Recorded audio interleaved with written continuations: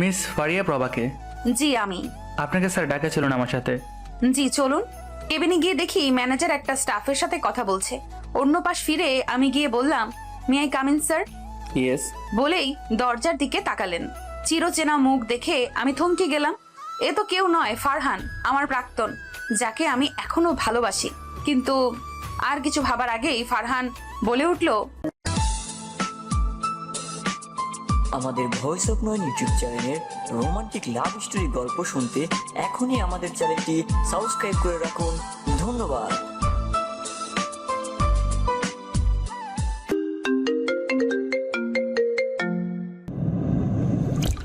Please বসুন miss Faria. Sir জবটা আমার খুব দরকার। সিভি সহ সব কাগজ জমা দেন, আপনাকে পরে জানানো হবে। আমি কিছু বলতে যাব, তখনই দেখি একটা মেয়ে ফারহানের কেবিনে এসেই, Hey Farhan, how are you? Well Nishu, you look so pretty. Thanks Farhan, you look also handsome. ওদের এইসব লুতুপুতু আমার মোটেও ভালো লাগলো না। হয়তো ওর প্রেমিকা বা বউ, তাই বলে এমন করতে হবে? ঢং। নিশু আমার দিকে তাকিয়ে, এটা কি ফারহান? জবের জন্য ইন্টারভিউ দিতে এসেছে। ও এখনো শেষ হয়নি? শেষ? মিস ফারিয়া, আপনি এখনো বসে আছেন কেন? কিছু বলবেন? না আসলে কিছু না বলেই উঠেই আবার পেছন ফিরে আমি, ফারহান একটা কথা বলবো, এটা কি তোমার প্রেমিকা নাকি বউ? এই মেয়ে, তুমি আমার ফারহানের নাম ধরে রাখছো কেন?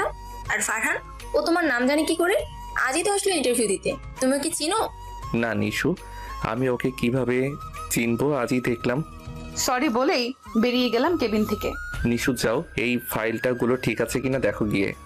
Yeah sure. কফিল, কফিল এদিকে এসো। জি স্যার, বলেন। একটু আগে যে মেয়েটা আসলো তার সম্পূর্ণ ডিটেলস আমার চাই, আর তার জবটা কনফার্ম করে দাও।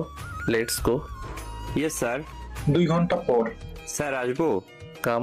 স্যার, মেয়েটার নাম ফারিয়া প্রভা, বিয়ে হয়নি, একটা হোস্টেল থেকে পড়ালেখা করছে। আর এনাফ, থ্যাঙ্কস, যেতে পারো। জি স্যার। মিস ফারিয়া, তোমাকে খুব বেশি ভালোবাসতাম, কেন আমাকে ছেড়ে চলে গিয়েছিলে? আমার কি টাকা কম ছিল নাকি আমার ভালোবাসাই কমতি ছিল? এখন তুমি নিজেই আমার কাছে আবার ফিরে আসবে miss Faria. Just wait and see. অন্যদিকে ফারহানের কথা শুনে খুব কষ্ট হলো। সে আমাকে চেনে না, ঘৃণায় হয়তো আমার চেহারাও ভুলে গেছে। আমি তাকে বেঈমানির পরিচয় দিয়েছি, কিন্তু আমার যে কিছুই করার ছিল না। চোখ থেকে 2 ফোঁটা জল গড়িয়ে পড়লো। সন্ধ্যায় অচেনা নাম্বার থেকে কল আসলো।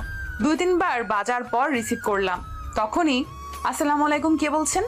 আপনি কি মিস ফারিয়া প্রভা বলছেন? জি। কংগ্রাচুলেশনস, এমআরআই কোম্পানিতে আপনার জব কনফার্ম। ফারহান স্যারের পিএ আপনি। Thank you. কবে থেকে জয়েন করতে হবে? কাল থেকে জয়েন করতে হবে। আপনি কাল সকাল 8টায় অফিসে উপস্থিত থাকবেন। বাই। জি ঠিক আছে। জবটা পেয়ে খুব আনন্দ লাগছে, কিন্তু ফারহানকে প্রতিদিন দেখলে তো তার মায়ায় পড়ে যাব। জবটা ছেড়ে দেওয়াটাও পসিবল না। আচ্ছা, ফারহান কি তার বউকে খুব ভালোবাসে? আমাকে কি সত্যি ভুলে গেছে নাকি নতুন করে আর আমাদের মাঝে কোনো সম্পর্ক তৈরি করতে চায় না? সত্যিটা বলে যদি ওর কাছে ক্ষমা চাই, আমাকে ক্ষমা করবে তো? এসব ভাবতে ভাবতে ঘুমিয়ে গেলাম। ঘুম ভাঙলো সকাল 7:30টায়। তাড়াতাড়ি উঠে ফ্রেশ হয়ে নাস্তা না করেই একটা শাড়ি পরে বের হলাম। রাস্তায় জ্যাম পড়ায় 10 মিনিট লেট হয়ে গেছে। উফ, আজকে প্রথম দিনই মনে হয় জব চলে যাবে। ভাবতে ভাবতে অফিসে চলে এলাম। অফিসে ঢোকার সাথে সাথে একটা লোক এসে বলে, হাই, আমি কফিল, তুমি ফারিয়া রাইট? এত লেট করে আসছো কেন? আসো, স্যার তোমাকে ডাকে ভিতরে।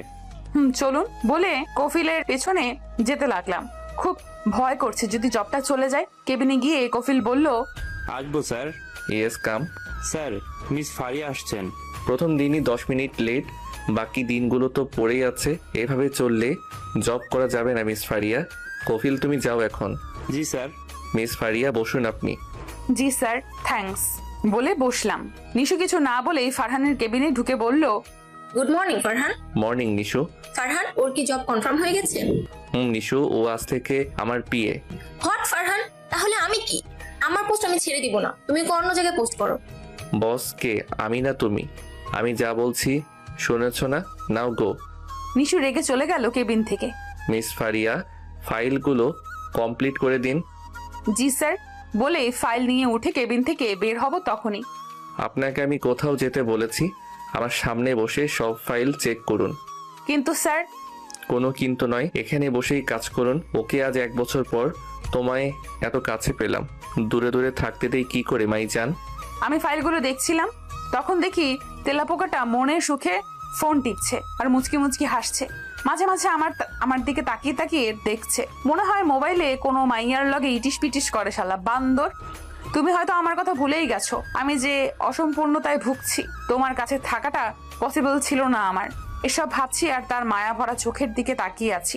তখনই ফারহান বলে উঠলো, আমি এতটাও সুন্দর না যে আমার দিকে এভাবে তাকিয়ে থাকতে হবে। সুন্দর হলে কেউ আমাকে ছেড়ে চলে যেত না। ফারহান বিশ্বাস করো, বেঈমানকে বিশ্বাস করা যায় না। যারা টাকাকে ভালোবাসে, অন্যের অনুভূতির কোনো মূল্য দেয় না। সত্যি বলছি আমি। আমার জন্য কফি নিয়ে আসুন। আমি কেন কফি আনতে যাব?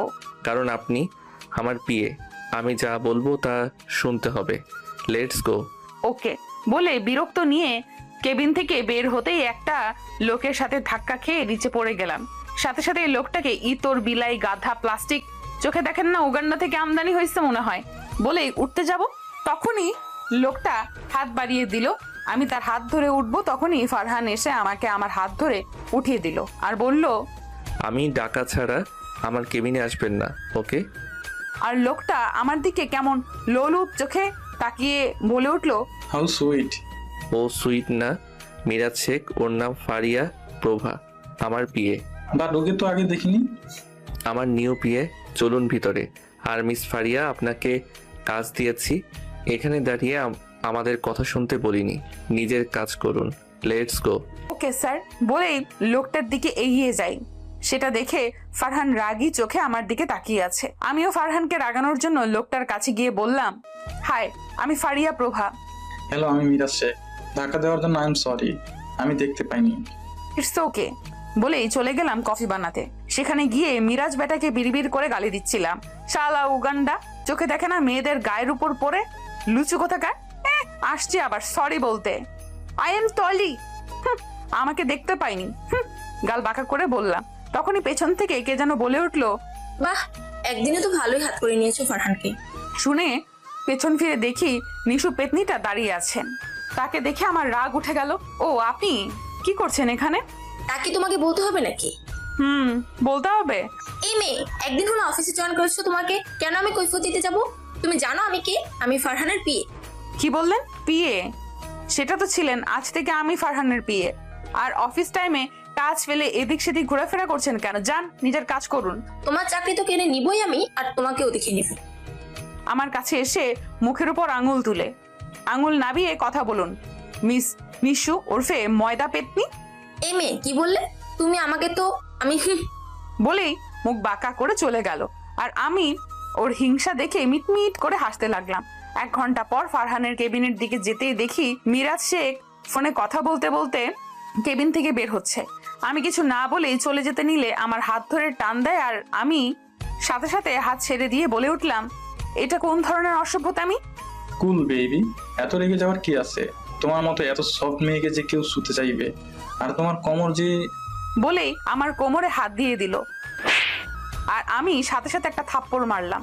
হোয়াট দ্য হেল, তোর সাহস কি করে হয় আমাকে থাপ্পড় মারার? বলেই আমাকে থাপ্পড় মারতে আসলে কে যেন হাতটা ধরে ফেলে। তাকিয়ে দেখি ফারহান। কি হয়েছে মিস্টার মিরাজ শেখ? ওর গায়ে হাত তুলছেন কেন? তুমি জানো ফারহান ওই 2 টাকার মেয়ে আমাকে থাপ্পড় মেরেছে? ওর সাহস কি করে হয় আমার গায়ে হাত তোলার? কি হয়েছে মিস ফারিয়া? ওনাকে থাপ্পড় মেরেছেন কেন? স্যার, উনি আমার শরীরে আর কিছু বলার আগেই নিশু পেতনিটা এসে বলে, আরে ফারহান, এইসব 2 টাকার মেয়ে আর কি পারে? মিরাজ শেখ যাচ্ছিলেন, মিস ফারিয়া এসে ওনার সাথে নিজের ইচ্ছা ধাক্কা দিয়ে নিচে পড়ে যায়, আর মিরাজ শেখ উঠিয়ে দিলে ওনাকে থাপ্পড় মারে। জানো না, এইসব মেয়ে কোনো টাকাওয়ালা ছেলেকে দেখলেই তো নিজের ইচ্ছা গায়ে পড়ে। ছোট লোক কোথাকার। বলেই মুখ বাঁকা করে ফেলে। ফারহান নিশুর কথা শোনার পরপরই আমাকে একটা থাপ্পড় মারে। আমি গালে হাত দিয়ে ভাবছি, মানুষ কিভাবে এত মিথ্যা বলতে পারে। ফারহানের তো আমার কথাটা একবার শোনার দরকার ছিল। চোখের পানি চিকচিক করছে। তা দেখে নিশু বলে, এসব ন্যাকাগানা করো না তো, তোমাদের মতো মেয়েদের চেনা আছে ঢং। মিরাজ শেখ, ওর হয়ে আমি ক্ষমা চেয়ে নিচ্ছি। সরি, কিছু মনে করবেন না। It's okay. চলুন আপনাকে গিয়ে দিয়ে আসি। বলেই ফারহান আর মিরাজ শেখ চলে গেল। আমি বোকার মতো তখনও দাঁড়িয়ে আছি। কি থেকে কি হয়ে গেল? অফিসের সব স্টাফ আমার দিকে তাকিয়ে আছে, আর নিশু আমার কাছে এসে বলে, তোমাকে বলেছিলাম না তোমার চাকরি আমি কেড়ে নিব? সবে তো শুরু। ফারহানকে হ্যাক করা এতটাও সোজা না মিস ফারিয়া। বলেই শয়তানি হাসি দিয়ে বলে ওঠে, এইখানে কি সিনেমা চলছে? সবাই এইভাবে তাকিয়ে আছো কেন? যাও নিজের কাজে যাও। সবাই চলে গেল, সাথে নিশুও। আমি দৌড়ে আমার ওয়াশরুমে গিয়ে কান্না করতে লাগলাম। কেন আমার কথা একবার শুনলে না ফারহান? একবার তো আমাকেও জিজ্ঞেস করে জানতে পারতে। এসব ভাবছি আর কান্না করতেছি। ওয়াশরুম থেকে ফ্রেশ হয়ে কেবিনের দিকে যেতেই একটা মেয়ে বলে উঠলো, হাই, আমি তিশা। হাত বাড়িয়ে দিয়ে, হ্যালো, আমি ফারিয়া। তুমি স্যারের নতুন পি, তাই না? হুম। তুমি মন খারাপ করো না। ওই নিশু ভূতির কথা আমি জানি নিশু মিথ্যা বলেছে। আর মিরাজ শেখ লোকটা খুব বাজে, মেয়েদের শরীরে হাত দেয় শুধু। আর নিশু তোমাকে অপমান করার জন্য ওইসব মিথ্যে কথা বলেছে। আমি সব দেখেছি। আমার কোনো দোষ ছিল না, সত্যি। আরে আরে, কান্না করছো কেন? ওই নিশুটা এমনই, মানুষকে অপমান করে শুধু। আর তুমি এখন স্যারের পিয়ে না, এখন নিশু হিংসে জ্বলে পুড়ে মরবে, শুধু তোমার উপর প্রতিশোধ নিতে চাইবে। সাবধানে থেকো তুমি। আর শুনো, আজ থেকে চাইলে তুমি আমার সাথে সব শেয়ার করতে পারো, বন্ধু ভেবে। বলেই আমার চোখের পানি মুছে দিল। ওকে, আমি নিশুর এই অপমানের প্রতিশোধ নিয়েই ছাড়বো। এখন চলো, যা যাক। নিশু আবার এখানে একসাথে দেখলে গন্ডগোল পাকিয়ে দিবে। আর একদম কান্না করবে না, তুমি খুব মিষ্টি দেখতে, কান্না করলে ভূতের মতো লাগে। বলেই হেসে দিল। আমিও হেসে দিলাম। আমি আর তিশা দুজনে একসাথে দুপুরে খাবার খেলাম। সন্ধ্যায় অফিস ছুটি হওয়ার পর দুজনে একসাথে বের হলাম। আমি হোস্টেলে চলে গেলাম আর নিশু ওর বাসায় চলে গেল। সকালে ঘুম ভাঙলো ফোনের রিং শুনে। ঘুম ঘুম চোখে ফোন হাতে নিয়ে দেখি তিশা কল দিছে। কল রিসিভ করে হ্যালো বললাম। মহারানী কি এখনো ঘুমাচ্ছেন? কয়টা বাজে? মহারানী, আপনি টাইম দেখেন তো কয়টা বাজে। আরে তিশু, এখন তো মাত্র 7:10 হলো। আপনি 10 মিনিটে রেডি হয়ে নিচে আসুন। আমি নিচে আছি। নিচে আছো মানে? কোথায় নিচে? তোমার রুমের নিচে। তাড়াতাড়ি ফ্রেশ হয়ে আসো, দুজনে একসাথে নাস্তা করে অফিস যাবো। ওকে, আমি আসতেছি। আমি ফ্রেশ হয়ে গোলাপি রঙের একটা শাড়ি পরে বের হলাম। নিচে গিয়ে দেখি তিশা ফোনে কাকে যেন বলছে। দেখো, আমি তোমার সাথে কোনো কথা বলতে চাই না। আমি তোমাকে ভালোবাসতে পারবো না, প্লিজ আর কখনো কল দিবে না। আমাকে দেখে ভেবা চাক্কা খেয়ে কল কেটে দিল আর বলল, আরে আরে, তুমি চলে এসেছো? কার সাথে কথা বলা হচ্ছে শুনি? আরে তেমন কিছু না, বলবো তোমাকে। বাই দ্য ওয়ে, তোমাকে কিন্তু অনেক সুন্দর লাগছে। তাই নাকি? তোমাকেও কি কম সুন্দর লাগছে নাকি তিশু রানী? চলো যাওয়া যাক। দুজনে অফিসে গিয়ে নাস্তা করলাম একসাথে। অনেকক্ষণ পর ফারহান আসলো অফিসে। সবাই দাঁড়িয়ে শুভ সকাল জানালো। আমি তো দেখেই ফিতা, খোঁচা খোঁচা দাড়ি, black colour sunglass, black shirt. সব মিলিয়ে ক্রাশ খাওয়ার মতো। কিন্তু আমি ক্রাশ খেয়েও লাভ নেই। অনেকক্ষণ পর ফারহান আমাকে তার কেবিনে ডাকলো। আমি গিয়ে, may I come in sir? Yes miss Faria, come. Sir আমাকে ডাকছিলেন? জি মিস ফারিয়া, একটা প্রজেক্টের জন্য কিছু ফাইল রেডি করে দিতে হবে খুব তাড়াতাড়ি, আজকের মধ্যেই। আমার সামনে কিছু ফাইল রেখে। কিন্তু স্যার, আমি একা আজকের মধ্যেই কিভাবে রেডি করব? আমিও হেল্প করব। একসাথে বসেই ফাইলগুলো রেডি করতে হবে, না হলে ডিলটা আমাদের হাতছাড়া হয়ে যাবে আর মিরাজ শেখের হাতে চলে যাবে আর অনেক টাকা লস হয়ে যাবে। তাহলে স্যার, আমি নিজেই রেডি করে দিব, আপনি বিশ্বাস করতে পারেন। বিশ্বাস? তাও আবার আপনাকে মিস ফারিয়া? বেঈমানকে দ্বিতীয়বার সুযোগ দেওয়া যায় না। আমি কিসের উপর আস্থা রেখে আপনাকে বিশ্বাস করব বলা তো যায় না। এখানে আমার ডিলটা নষ্ট করে মিরাজ শেখের সাথে আলাপ জমাবেন। বাই দ্য ওয়ে, এখন আসতে পারেন, পরে ডেকে নিব আপনাকে। আমি ফাইলগুলো নিয়ে ফারহানের কেবিন থেকে বেরিয়ে নিজের কেবিনে গিয়ে গেলাম। আর তখনই নিশু আসলো আমার কেবিনে। আচ্ছা, তো তোমার সাথে ফারহানের কি আগে কোনো সম্পর্ক ছিল? তোমরা কি দুজনকে আগে থেকে চিনো? আমাকে বলা ছাড়া আমার কেবিনে কি করছেন আর আমাদের মাঝে কি আছে না আছে আপনার না জানলেও চলবে। ওকে, স্যার তো তোমাকে একটু বিশ্বাস করে না। তাছাড়া তোমার মতো মেয়ের কাজ না এই ফাইলগুলো রেডি করা। তার চেয়ে বরং পিএর জায়গাটা ছেড়ে দাও, আমি সব করে দিচ্ছি। স্যার আমাকে কাজটা দিয়েছে, আমি নিজেই করতে পারবো। তোমার কোনো দরকার নেই শাকচুন্নি। কি? তুমি আমাকে শাকচুন্নি বললা? খেত। আপনি যেতে পারেন প্লিজ, না হয় স্যারকে ডাকতে বাধ্য হব। তোমাকে আমি সফল হতে দিব না। তোমাকে সবার সামনে অপমান করব এই ফাইলের জন্য ফারিয়া, তুমি চিন্তাও করতে পারবে না। বলেই আমার কেবিন থেকে বেরোতেই কলার খোসায় পা দিয়ে ঠাস করে পড়ে যায়। নিশু পড়ে যাওয়ায় অফিসের সব স্টাফ হেসে দিল আর বেচারি নিশু কান্না কণ্ঠে রেগে গেল। হোয়াট দ্য হেল, এখানে কলার খোসা কে ফেলেছে? তখনই তিশা বলে ওঠে, আরে নিশু, তুমি কলার ঘষা কোথায় পেলে? তুমি এত টাইট জামা পরো আর হিল জুতো পরো, তাই তো পড়ে গেলাম। আমার দিকে তাকিয়ে চোখ টিপে বুঝতে আর বাকি রইলো না যে এটা তিশার কারসাজি। আমিও তিশার সাথে মিলে বলতে লাগলাম, আরে হ্যাঁ নিশু, তুমি কি এই বয়সে চোখে কম দেখো নাকি? এখানে কত পরিষ্কার কলার খোসা কোথায় পেলে? কাল থেকে এইসব পরে এসো না। তখনই ফারহান এসে বলে, কি হচ্ছে এখানে? সবাই দাঁড়িয়ে আছো কেন? আর নিশু, তুমি এখানে বসে আছো কেন? যাও কাজ করো। ফারহান আমাকে উঠাও না, আমি পড়ে পায়ে ব্যথা পেয়েছি তাই উঠতে পারছি না। ফারহান হাত দিয়ে উঠাতে যাবে তখনই তিশা এসে বলে, স্যার আমি তুলে দিচ্ছি, বলেই একটানে নিশুকে উঠিয়ে দিল। এই মেয়ে, তোমাকে উঠাতে বলেছি নাকি?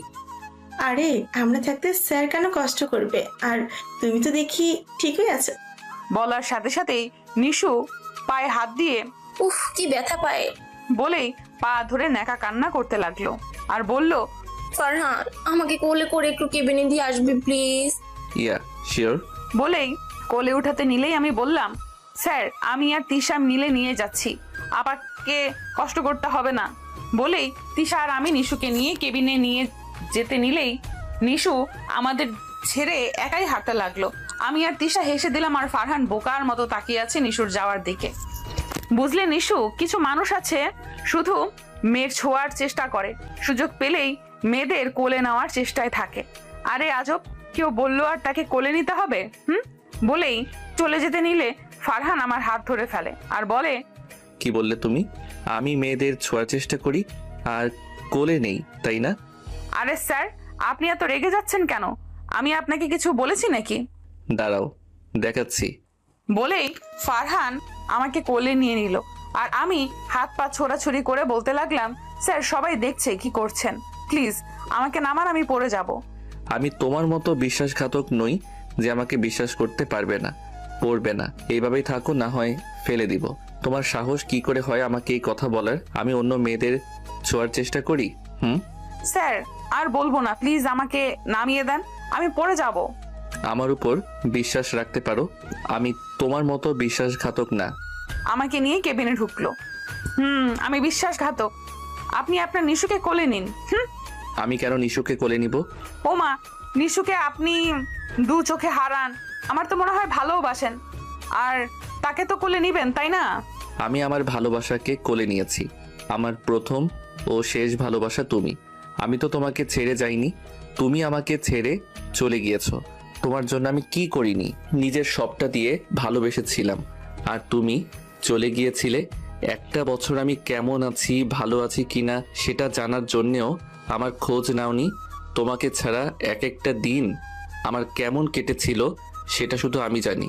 আমি তো তোমাকে বিয়ে করতে চেয়েছিলাম, কেন এমন করলে ফারি? কান্না কণ্ঠে বলে উঠলো আর আমাকে কোল থেকে নামিয়ে দিল। আমি তোমার ভালোবাসা ছিলাম, কিন্তু আমি এখন প্রাক্তন। এই মেয়ে, তুমি প্রাক্তন নও, তুমি আমার ভালোবাসা, কারণ আমি তোমাকে এখনো ভালোবাসি। আর প্রাক্তন তো তাকেই বলে যাকে ভালোবেসে ভুলে থাকা যায়। আমি তো তোমাকে ভুলিনি, আমি তো তোমাকে খুব ভালোবেসেছিলাম। কেন ছেড়ে গেছিলে?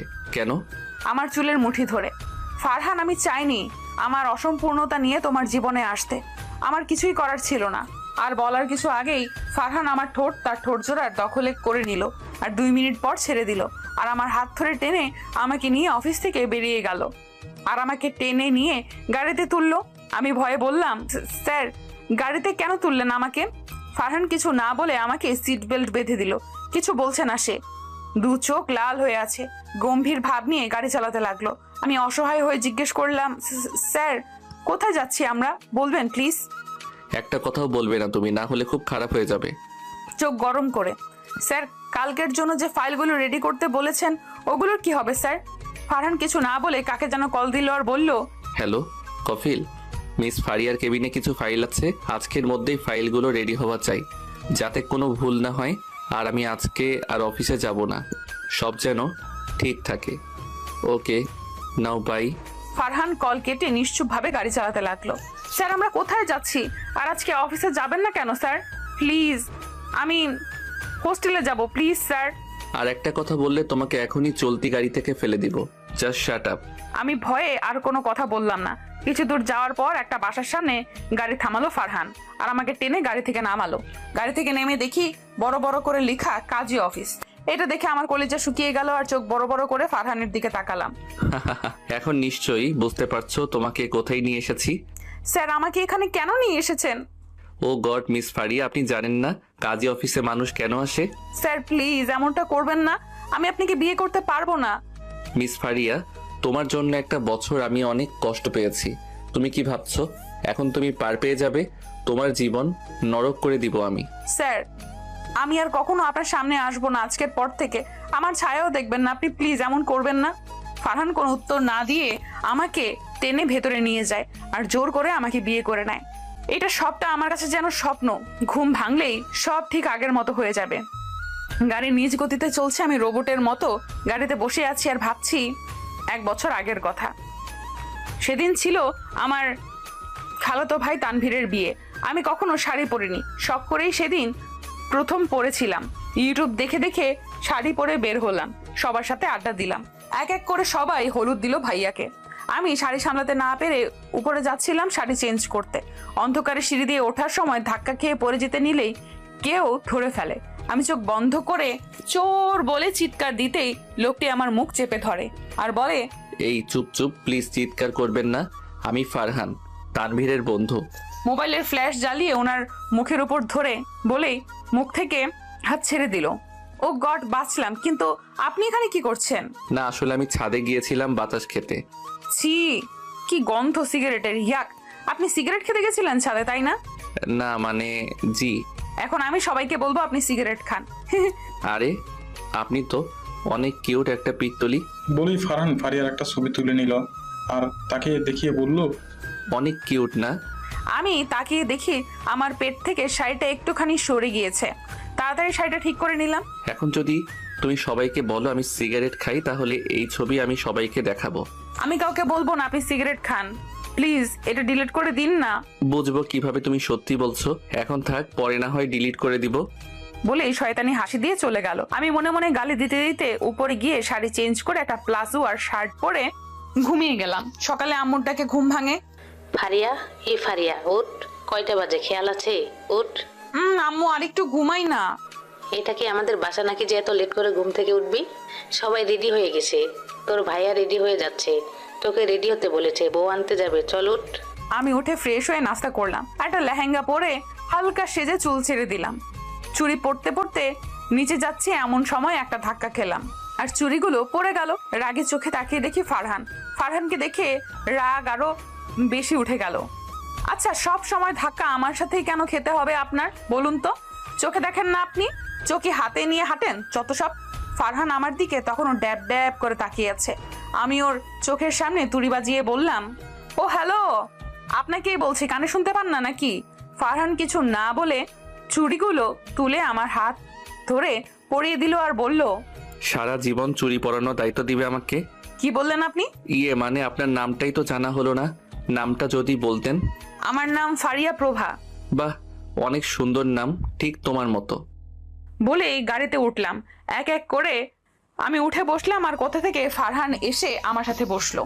আরে আরে, আপনি কি করছেন? আপনি কই, কি করলাম আমি? আপনি আমার পাশে কেন বসলেন?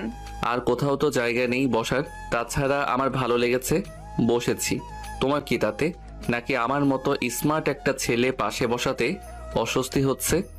আমি বলে অন্য পাশ ফিরে তাকিয়ে আছি আর ফারহান বসে বসে ফোন টিপছে। সবাই ওই বাসায় গিয়ে পরিচিত হলো, সবাই আড্ডা দিচ্ছে। এমন সময় চোখ গেল ফারহানের দিকে, দেখেই তাকিয়ে আছি, খুব মায়াবী লাগছে। ভাইয়ের সাথে কথা বলছে আর আমি তাকিয়ে আছি। তখনই কে যেন বলে, হাই, আমি নৌসিন খান। হ্যালো, আমি ফারিয়া। আপনাকে কিন্তু দারুণ লাগছে।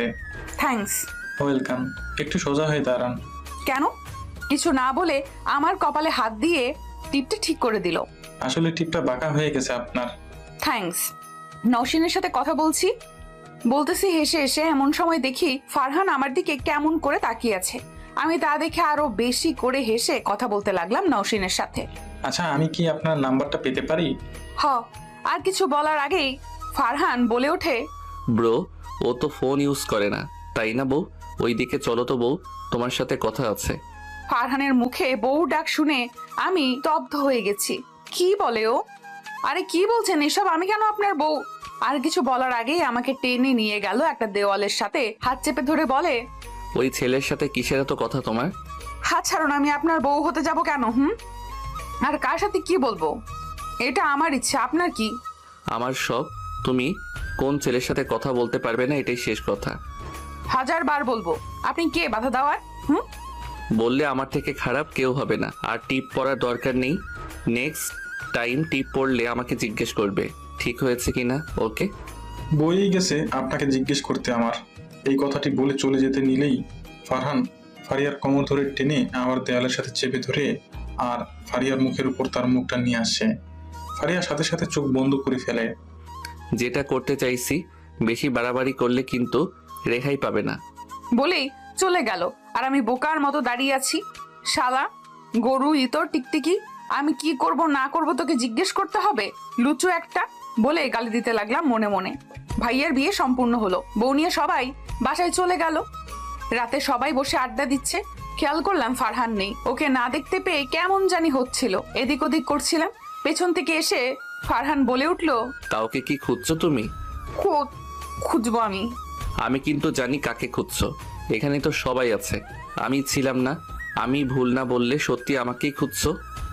হ্যাঁ, আপনাকে খুঁজতে আমার বইয়েই গেছে। তোমার চোখ বলছে তুমি আমাকেই খুঁজছো মিস ফারিয়া। আমি কিছু না বলে সবার সাথে আড্ডা দিতে লাগলাম। কাজিনরা কিছু চিরকুট লিখতে লাগলো, তাতে অনেক কিছু লেখা আছে। যে চিরকুট নিবে তাতে যা লেখা তা দেখাতে হবে। কাজিনরা এক এক করে শেষ করলো। কেউ গান গাইলো, কেউ পাগলের অভিনয় করলো, তানভীর ভাইয়া ভাবিকে নিয়ে ডান্স করলো। এবার ফারহানের পালা। সে একটা চিরকুট নিল, তাতে লেখা কাউকে প্রপোজ করতে হবে। ফারহান আমার হাত ধরে সবার সামনে নিয়ে গেল আর হাঁটু গেড়ে বসে বলল, তোমাকে প্রথম দেখেই খুব ভালো লেগেছে। হয়তো তোমাকে বলে বোঝাতে পারবো না আমার অনুভূতিগুলো, কিন্তু বিশ্বাস করো একটা কথাও মিথ্যা না। খুব বেশি ভালো লাগে তোমাকে। তুমি কারোর সাথে কথা বললে খুব খারাপ লাগে। তুমি কি আমাকে তোমার হাতে চুড়ি পরানোর দায়িত্ব দিবে? তোমার কপালের টিপটা ঠিক মাঝ বরাবর বসার সুযোগটা কি দিবে আমাকে? তোমাকে ভালো রাখার দায়িত্ব নিতে চাই, দিবে কি আমাকে একটা সুযোগ? I love you Faria. বলেই আমার হাতে তার হাত থেকে একটা আংটি খুলে পরিয়ে দিল। সবাই হাততালি দিতে লাগলো আর আমি মূর্তির মতো দাঁড়িয়ে আছি তখনও। ফারহান আমার মুখের সামনে এসে বলে, সবাই হেসে দিল আর আমি লজ্জা পেয়ে চলে গেলাম। সেই থেকে আমাদের প্রেম শুরু। খুব ভালোবাসতাম ফারহানকে, ফারহানও পাগলের মতো ভালোবাসতো। আমাদের ব্যাপারটা মোটামুটি অনেকেই জানতো। ফারহানের বোন দীপ্তিও জানতো আমাদের ব্যাপারে। সে ছিল একজন গাইনি ডাক্তার। আমাদের বিয়ে নিয়ে কথা হচ্ছিল দুই ফ্যামিলিতে। এর মাঝে ইদানিং আমার পেটে খুব ব্যথা হতো। প্রথম পাতা না দিলেও দিন দিন খুব সিরিয়াস অবস্থা হতে শুরু করে। উপায় না পেয়ে ডাক্তারের কাছে গেলাম। দীপ্তি চেম্বারে গিয়ে চেক আপ করাই। রিপোর্ট হাতে পেয়ে জানতে পারি আমার জরায়ুতে টিউমার হয়েছে। এখনই যদি অপারেশন না করাই পরে অনেক বেশি ক্ষতি হয়ে যাবে। উপায় না পেয়ে অপারেশন করাতেই হলো। অপারেশন করার পর দীপ্তি বলে আমি কোনোদিন মা হতে পারবো না। পারবো কিনা তার কোনো গ্যারান্টি নেই। জরায়ু অপারেশনের ফলে আমার মা হওয়ার ক্ষমতা 5% আছে। এটা শুনে কান্না পাচ্ছে খুব। একজন মেয়ের মা না হলে জীবনটাই হয়তো বৃথা। এর মাঝে দীপ্তি আমাকে বলে আমি যেন তার ভাইয়ের জীবন থেকে সরে যাই। তার মা নাকি নাতি নাতনির জন্য অনেক পাগল। আমি যদি বিয়ে করি তাহলে নাকি ফারহানের জীবনটা নষ্ট হয়ে যাবে। সত্যিই তো, যে মেয়ের মা হওয়ার যোগ্যতা থাকে না সমাজে তার কোনো দাম নেই। আমি কখনো ফারহানের বাবা হওয়ার ইচ্ছেই পূরণ করতে পারবো না। আমি যে এক অসম্পূর্ণ নারী। সবকিছু ভেবে ফারহানকে ছেড়ে আমি পালিয়ে চলে আসি বাসা থেকে। বান্ধবীর সাহায্যে একটা হোস্টেল থেকে টিউশনি করে নিজের পড়ার খরচ জোগাড় করি। চাকরিটা খুব বেশি প্রয়োজন ছিল আমার জন্য, তাই কোনো উপায় না পেয়ে ফারহানের অফিসেই চাকরি নিতে হলো। আমি অসম্পূর্ণতার জন্য ওকে ছেড়ে চলে গিয়েছিলাম। আমি চাইনি আমার জন্য ফারহান বাবা হওয়ার ইচ্ছে থেকে দূরে থাকুক। আমি চাইতাম ও সব সময় ভালো থাকুক। কিন্তু আজ কি হয়ে গেল? আমি তো দীপ্তিকে কথা দিয়েছিলাম ফারহানের জীবন থেকে চলে যাব। 1 বছর ফারহানের থেকে দূরে থেকেছি, নিজেকে জীবনকে যন্ত্রণাময় করে তুলেছি, তাও আমার মতো পাপীর ছায়া পড়তে দেইনি। নিয়তি আজকে আবার আমাকে ফারহানের সামনে দাঁড় করিয়ে দিল, বানিয়ে দিল ফারহানের অর্ধাঙ্গিনী। কি জবাব দিব আমি দীপ্তিকে? আমি তো ফারহানকে কখনো বাবা ডাক শোনাতে পারবো না, বাকিটা সবাই জানেন। নামো গাড়ি থেকে। কি হলো? আমার কথা কানে যাচ্ছে না তোমার? ফারহানের কথার ভাবনার জগৎ থেকে বেরিয়ে আসলাম। কোথায় নিয়ে এসেছেন আমাকে স্যার? বিয়ের পর মেয়েরা কোথায় যায় জানো না? আমার বাসায় নিয়ে এসেছি তোমাকে। স্যার আমি হোস্টেলে যাব, আমি এখানে থাকবো না, প্লিজ আমাকে হোস্টেলে দিয়ে আসুন, আমি নামবো না গাড়ি থেকে। তুমি এখানেই থাকবে আমার সাথে। আমার কথার উপরে কোনো কথা বলবে না। আমি পছন্দ করি না। বলেই ফারহান আমাকে কোলে করে ভেতরে নিয়ে গেল আর বাসায় ঢুকে রহিমা খালা বলে কাকে যেন ডাকলো। তখন একটা মহিলা আসলো, দেখেই বোঝা যাচ্ছে কাজ করে তার বাসায়। তাকে জি স্যার। আমাদের জন্য খাবারের ব্যবস্থা করো। আচ্ছা স্যার। বলে কি ভেবে মুচকি হেসে চলে গেল। আর আমি বলে উঠলাম, স্যার আমাকে প্লিজ নামান, আমি এই বাসায় থাকবো না। চুপ, একদম চুপ। তুমি শরীয়ত মোতাবেক এবং আইন অনুযায়ী আমার বউ, তোমাকে আমার কাছেই থাকতে হবে। Mind it. আপনি জোর করে আমাকে বিয়ে করেছেন, আমি মানি না এই বিয়ে। আমি ডিভোর্স দিব আপনাকে, চলে যাবো এই বাসা থেকে। কি বললে তুমি? আমাকে ডিভোর্স দিবে? আরেকবার এই কথা মুখেও যদি এনেছো তাহলে জিহ্বা কেটে দিব, আর বেশি বাড়াবাড়ি করলে পা কেটে ঘরে রেখে দিব। বলেই আমাকে একটা রুমে নিয়ে খাটে বসিয়ে দিল। আমি এই বাসায় থাকবো না বলে দরজার দিকে পা বাড়ালেই ফারহান আমার হাত চেপে ধরে দেওয়ালের সাথে আর বলে, আমি চাই না তোমার সাথে খারাপ কিছু করতে। এটা আমার বাসা, এখানে আমার কথাই শেষ কথা। এক পাও নড়বে না, এখানেই বসে থাকো আমি না আসা পর্যন্ত। বলেই বেরিয়ে গেল বাইরে দরজা লক করে। আর আমি ফুপিয়ে ফুপিয়ে কান্না করতে করতে ঘুমিয়ে গেছি। ঘুম ভাঙে ফারহানের ডাকে। ফারিয়া উঠো, পরে ঘুমাইও, ফ্রেশ হয়ে আসো। আমি কিছু না বলে বসে আছি, কারণ এখানে আমার কোনো জামা কাপড় নেই। কি হলো, যাও? আমার জামা নেই এখানে। তোমার পাশে দেখো অনেক শাড়ি জামা আছে, তোমার যেটা মন চাই পরে নাও। নিচের দিকে তাকিয়ে পাশে তাকিয়ে দেখি অনেকগুলো শপিং ব্যাগ, মনে হচ্ছে একটা দোকান তুলে নিয়ে এসেছে বাসায়। আমি একটা জামা নিলাম হাতে, তখনই ফারহান বলে, আজকে আমাদের বিয়ের প্রথম দিন, শাড়ি পরো। বলেই আমার হাতে একটা নীল রঙের শাড়ি দিয়ে বলে, যাও এটা পরে এসো, ডানে ওয়াশরুম আছে। আমি কিছু না বলে হাত থেকে শাড়ি নিয়ে ওয়াশরুমে চলে গেলাম। ফ্রেশ হয়ে শাড়ি পরে বের হলাম, চুল থেকে পানি পড়ছে। দেখি ফারহান বসে বসে ফোন টিপছে, আমাকে দেখে তাকিয়ে আছে। আমি কাকে দেখেছি? আমার নীল পরি একদম বউ বউ লাগছে, ইচ্ছে করছে জড়িয়ে ধরে ভেজা চুলের স্মেল। ইস, পাগল হয়ে যাবো। ফারহানের এমন ভাবে তাকিয়ে থাকা দেখে আমি মনে মনে গালি দিতে লাগলাম, শালা লুচু মেয়ে, মনে হয় জীবনেও দেখেনি, চোখ দিয়ে গিলে খাচ্ছে। আমি কিছু না বলে আয়নার সামনে গিয়ে চুল মুছতে লাগলাম। তখনই কেউ পেছন থেকে আমার কোমরে হাত দিয়ে জড়িয়ে ধরে চুলে মুখ গুজে ভেজা চুলের স্মেল নিচ্ছে। বুঝতে বাকি নেই এটা ফারহান। আমি সাথে সাথে তাকে সরিয়ে দিয়ে বলি, আপনি আমায় স্পর্শ করেন কোন অধিকার নিয়ে? তুমি মনে হয় ভুলে গেছো, তুমি আমার বউ, আর বউকে স্পর্শ করার অধিকার আমার আছে। আমি আপনাকে বর হিসেবে মানি না। তুমি না মানলে কি হবে? দুনিয়ার সবাই মানবে তুমি আমার বউ। বাই দ্য ওয়ে, ভেজা চুলে কিন্তু তোমাকে দারুণ লাগে। শালা লুচু। ছি ছি, নিজের বরকে শালা বললে পাপ হবে বউ। আমার বয়ে গেছে আপনাকে বর ডাকতে। তোমার ক্ষুধা লাগেনি? লাঞ্চ করবে না? চলো। আমি খাবো না, আমার ক্ষুধা নেই। তুমি বললে তো হবে না ক্ষুধা নেই। ওকে, আমি তোমাকে খাইয়ে দিচ্ছি। ওয়েট, রহিমা খালা, ও রহিমা খালা এদিকে এসো। বলে কাজের লোককে ডাকতে লাগলো। একটু পর রহিমা খালা আসলো। জি স্যার। আমাদের জন্য খাবারগুলো আমার রুমে পাঠিয়ে দাও। আচ্ছা স্যার। বলেই চলে গেল। কিছুক্ষণ পর খাবার নিয়ে রুমে আসলো রহিমা খালা। খাবার রেখে চলে গেল। ফারহান প্লেটে খাবার নিয়ে আমার কাছে এসে বলে, হা করো বউ। আমি খাবো না। হা করতে বলেছি, হা করো। কথা বলো কেন? রেগে বলল। আমি ওর রাগ দেখে ভয়ে হা করি, আর ফারহান আমাকে খাইয়ে দিচ্ছে, কিন্তু সে খাচ্ছে না। তাই জিজ্ঞেস করলাম, আপনি খাবেন না? বাহ, আমার জন্য মায়া হচ্ছে দেখি। 1 বছর যে আমার কোনো খবর ছিল না, তখন তো আমি খাচ্ছি কিনা তার খবর রাখুনি, এখন আর মায়া দেখাতে হবে না। ফারহানের কথায় খুব কষ্ট পেলাম। আমার খেতে ইচ্ছে করছে না, আপনি খেয়ে নিন। বেশি কথা বলো তুমি। তোমাকে খাইয়ে দিয়ে তারপর আমি খাবো। ফারহান আমাকে খাইয়ে নিজে খেয়ে নেয়। রাতে অফিসের কাজ শেষ করে আবার আমাকে খাইয়ে দেয়, সাথে নিজেও খায়। আমি খাটে বসে বসে ভাবছি, ফারহানের মা কোথায় আর তার বোন দীপ্তি বা কোথায়। জিজ্ঞেস করতেও ভয় লাগছে। যদি এখানে থাকে তো দেখার কথা, কিন্তু এখন পর্যন্ত তো দেখতে পেলাম না। আচ্ছা, আমি জবাব দিব কি দীপ্তিকে আর ফারহানের মাকে? আমাকে মেনে নেবে তো? ফারহান যদি জানে আমার মা হওয়ার ক্ষমতা নেই, তাহলে আমাকে কি আবার ডিভোর্স দিয়ে দিবে? না, যেভাবে হোক ফারহানের থেকে দূরে সরে যেতে হবে, এইসব ভাবছি। অন্যদিকে ফারহান বসে বসে ফোন টিপছে। আমাকে চিন্তিত দেখে বলে, কি ভাবছো ফারিয়া? ফারহানের কথায় ভয় পেয়ে বলি, মানে কই কিছু না। তোমাকে দেখে চিন্তিত মনে হচ্ছে। আপনার তো মা বাবা আর বোন কোথাও দেখছি না। বাবা দেশের বাইরে গিয়েছে অফিসের কাজে, আর মা দীপ্তি ঘুরতে গেছে কয়েকদিনের জন্য। ও আসবে কবে? আসবে কয়েকদিন পর। অনেক রাত হয়েছে, ঘুমাবে না? বলেই বালিশ সোফার দিকে নিয়ে যাচ্ছে। তখনই ফারহান বলে ওঠে, দাঁড়াও, কি ব্যাপার, কোথায় যাচ্ছ? কেন ঘুমাতে? ঘুমাবে ভালো কথা, বালিশ নিয়ে কোথায় যাচ্ছ? আমি সোফায় ঘুমাবো। কেন? খাটে কি সমস্যা না কি? জায়গা হবে না খাটে? আমি আপনার সাথে থাকবো না।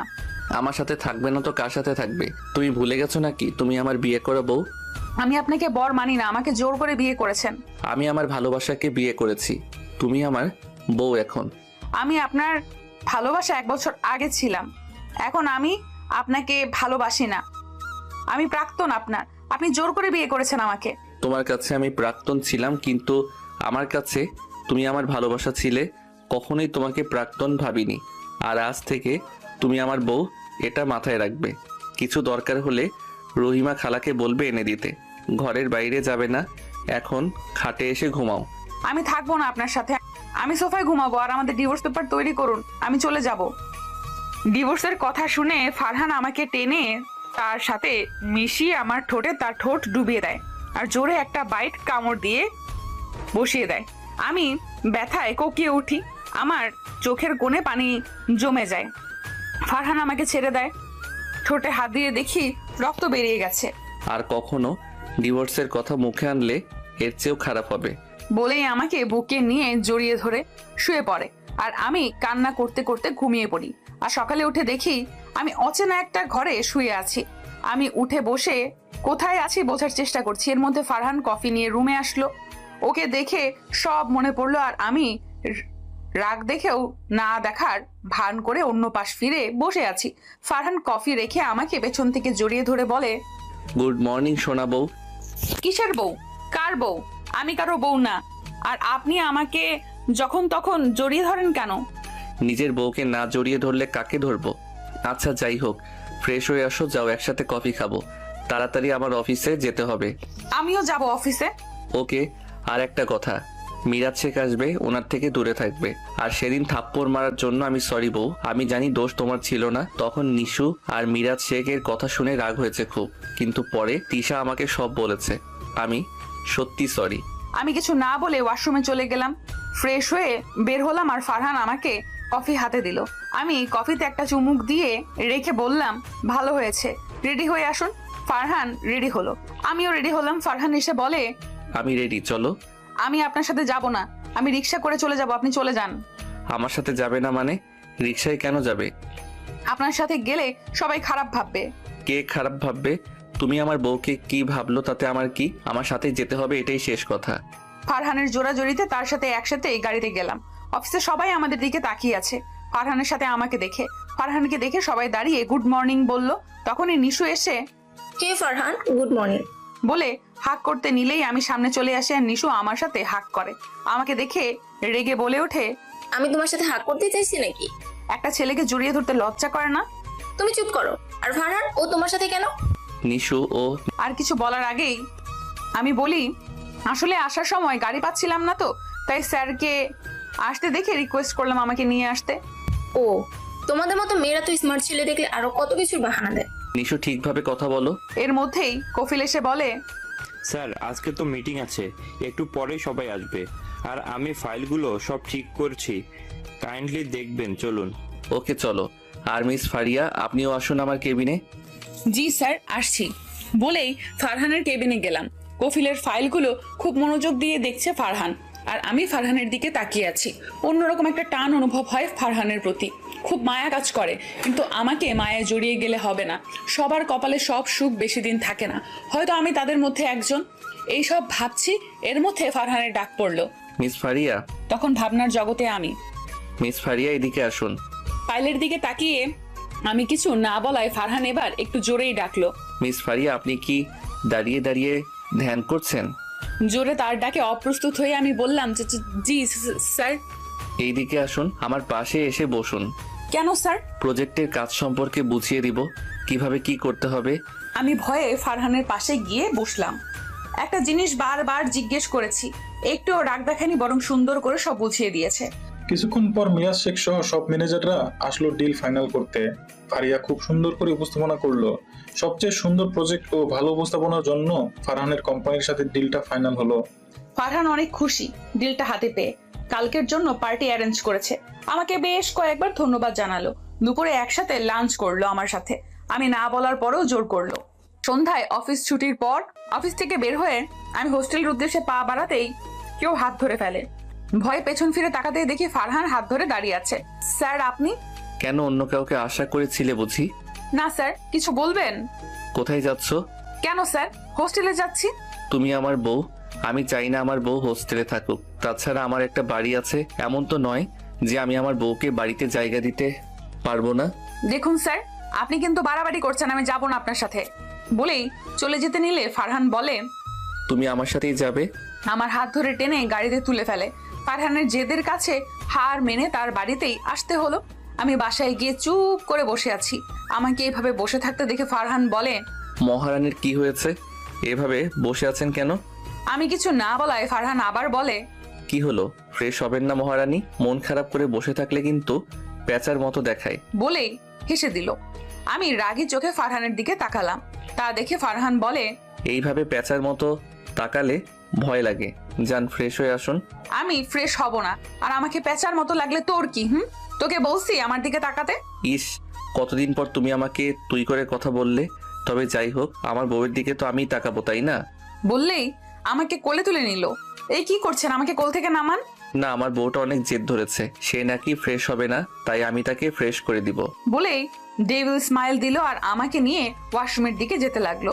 স্যার আমি ফ্রেশ হব, প্লিজ আমাকে নিচে নামিয়ে দিন। না, আমি ফ্রেশ করিয়ে দিব, তুমি আগে আমার কথা শোনো নাই কেন? স্যার আমি আপনার কথা শুনবো, প্লিজ আমি নিজেই ফ্রেশ হব। ওকে, তবে একটা শর্ত আছে, তুই শর্ত মানলে আমি নামিয়ে দিব। কি শর্ত? আমি শুনবো স্যার। সত্যি শুনবে? স্যার প্লিজ নামিয়ে দিন। ওকে, বলছি। বলেই আমাকে কোল থেকে নামিয়ে দিল। স্যার কি শর্ত? আমাকে একটা চুমু দাও। বলেই আমাকে কাছে টেনে নিল। ওকে, আগে চোখ বন্ধ করুন। ওকে, করলাম। বলেই চোখ বন্ধ করে ফেললো। সেই সুযোগে আমি তাকে ধাক্কা দিয়ে ওয়াশরুমের ভেতরে দরজা লক করে দিলাম আর ভেতরে গিয়ে জোরে জোরে হাসতে লাগলাম। ফারহান বলে উঠল, আমাকে বোকা বানানো, তাই না? সব সুদে আসলে বুঝে নিব পরে। আমি ফ্রেশ হয়ে বের হলাম। ফারহান দেখি ফোনে কথা বলছে কার সাথে। আমাকে দেখে কল কেটে দিল। আমি আর কিচ্ছু বলিনি। রাতে ডিনার শেষ করলাম। আজকেও সোফায় ঘুমাতে চাইলে ফারহানের কথায় বাধ্য হয়ে বিছানায় ঘুমাতে আসলাম। আর বারবার নিষেধ করার পরেও ফারহান আমাকে তার বুকে নিয়েই ঘুমালো। সকালে দুজনে নাস্তা করে রেডি হয়ে অফিসে গেলাম। আমি তিশাকে আমাদের ব্যাপারে সব বললাম। তখনই ফারহান আমাকে তার কেবিনে ডাকলো। আমি গিয়ে দেখি নিশু ফারহানের হাত ধরে বসে আছে। ফারহানকে কি যেন দেখাচ্ছে তার ফোনে। তা দেখে আমার খুব রাগ হলো। ইচ্ছে করছে ওই নিশু পেতনির চুল সব ছিঁড়ে ফেলি। আমি বললাম, আসবো স্যার? মিস ফারিয়া, আসো। স্যার কেন ডেকেছিলেন? কোনো কাজ আছে? নিশু, তুমি এখন যাও। ওকে ফারহান। বলুন স্যার। তোমাকে নিয়ে একটু শপিং এ যাব এখন, আর আমি বাকি সব কাজ কফিলকে বুঝিয়ে দিয়েছি। স্যার আমার ভালো লাগছে না, আপনি বরং নিশুকে নিয়ে যান। নিশুকে কেন নিয়ে যাব? নিশু আমার বউ না, আমার বউ তুমি। স্যার এটা অফিস আর এখানে আমি আপনার কর্মচারী।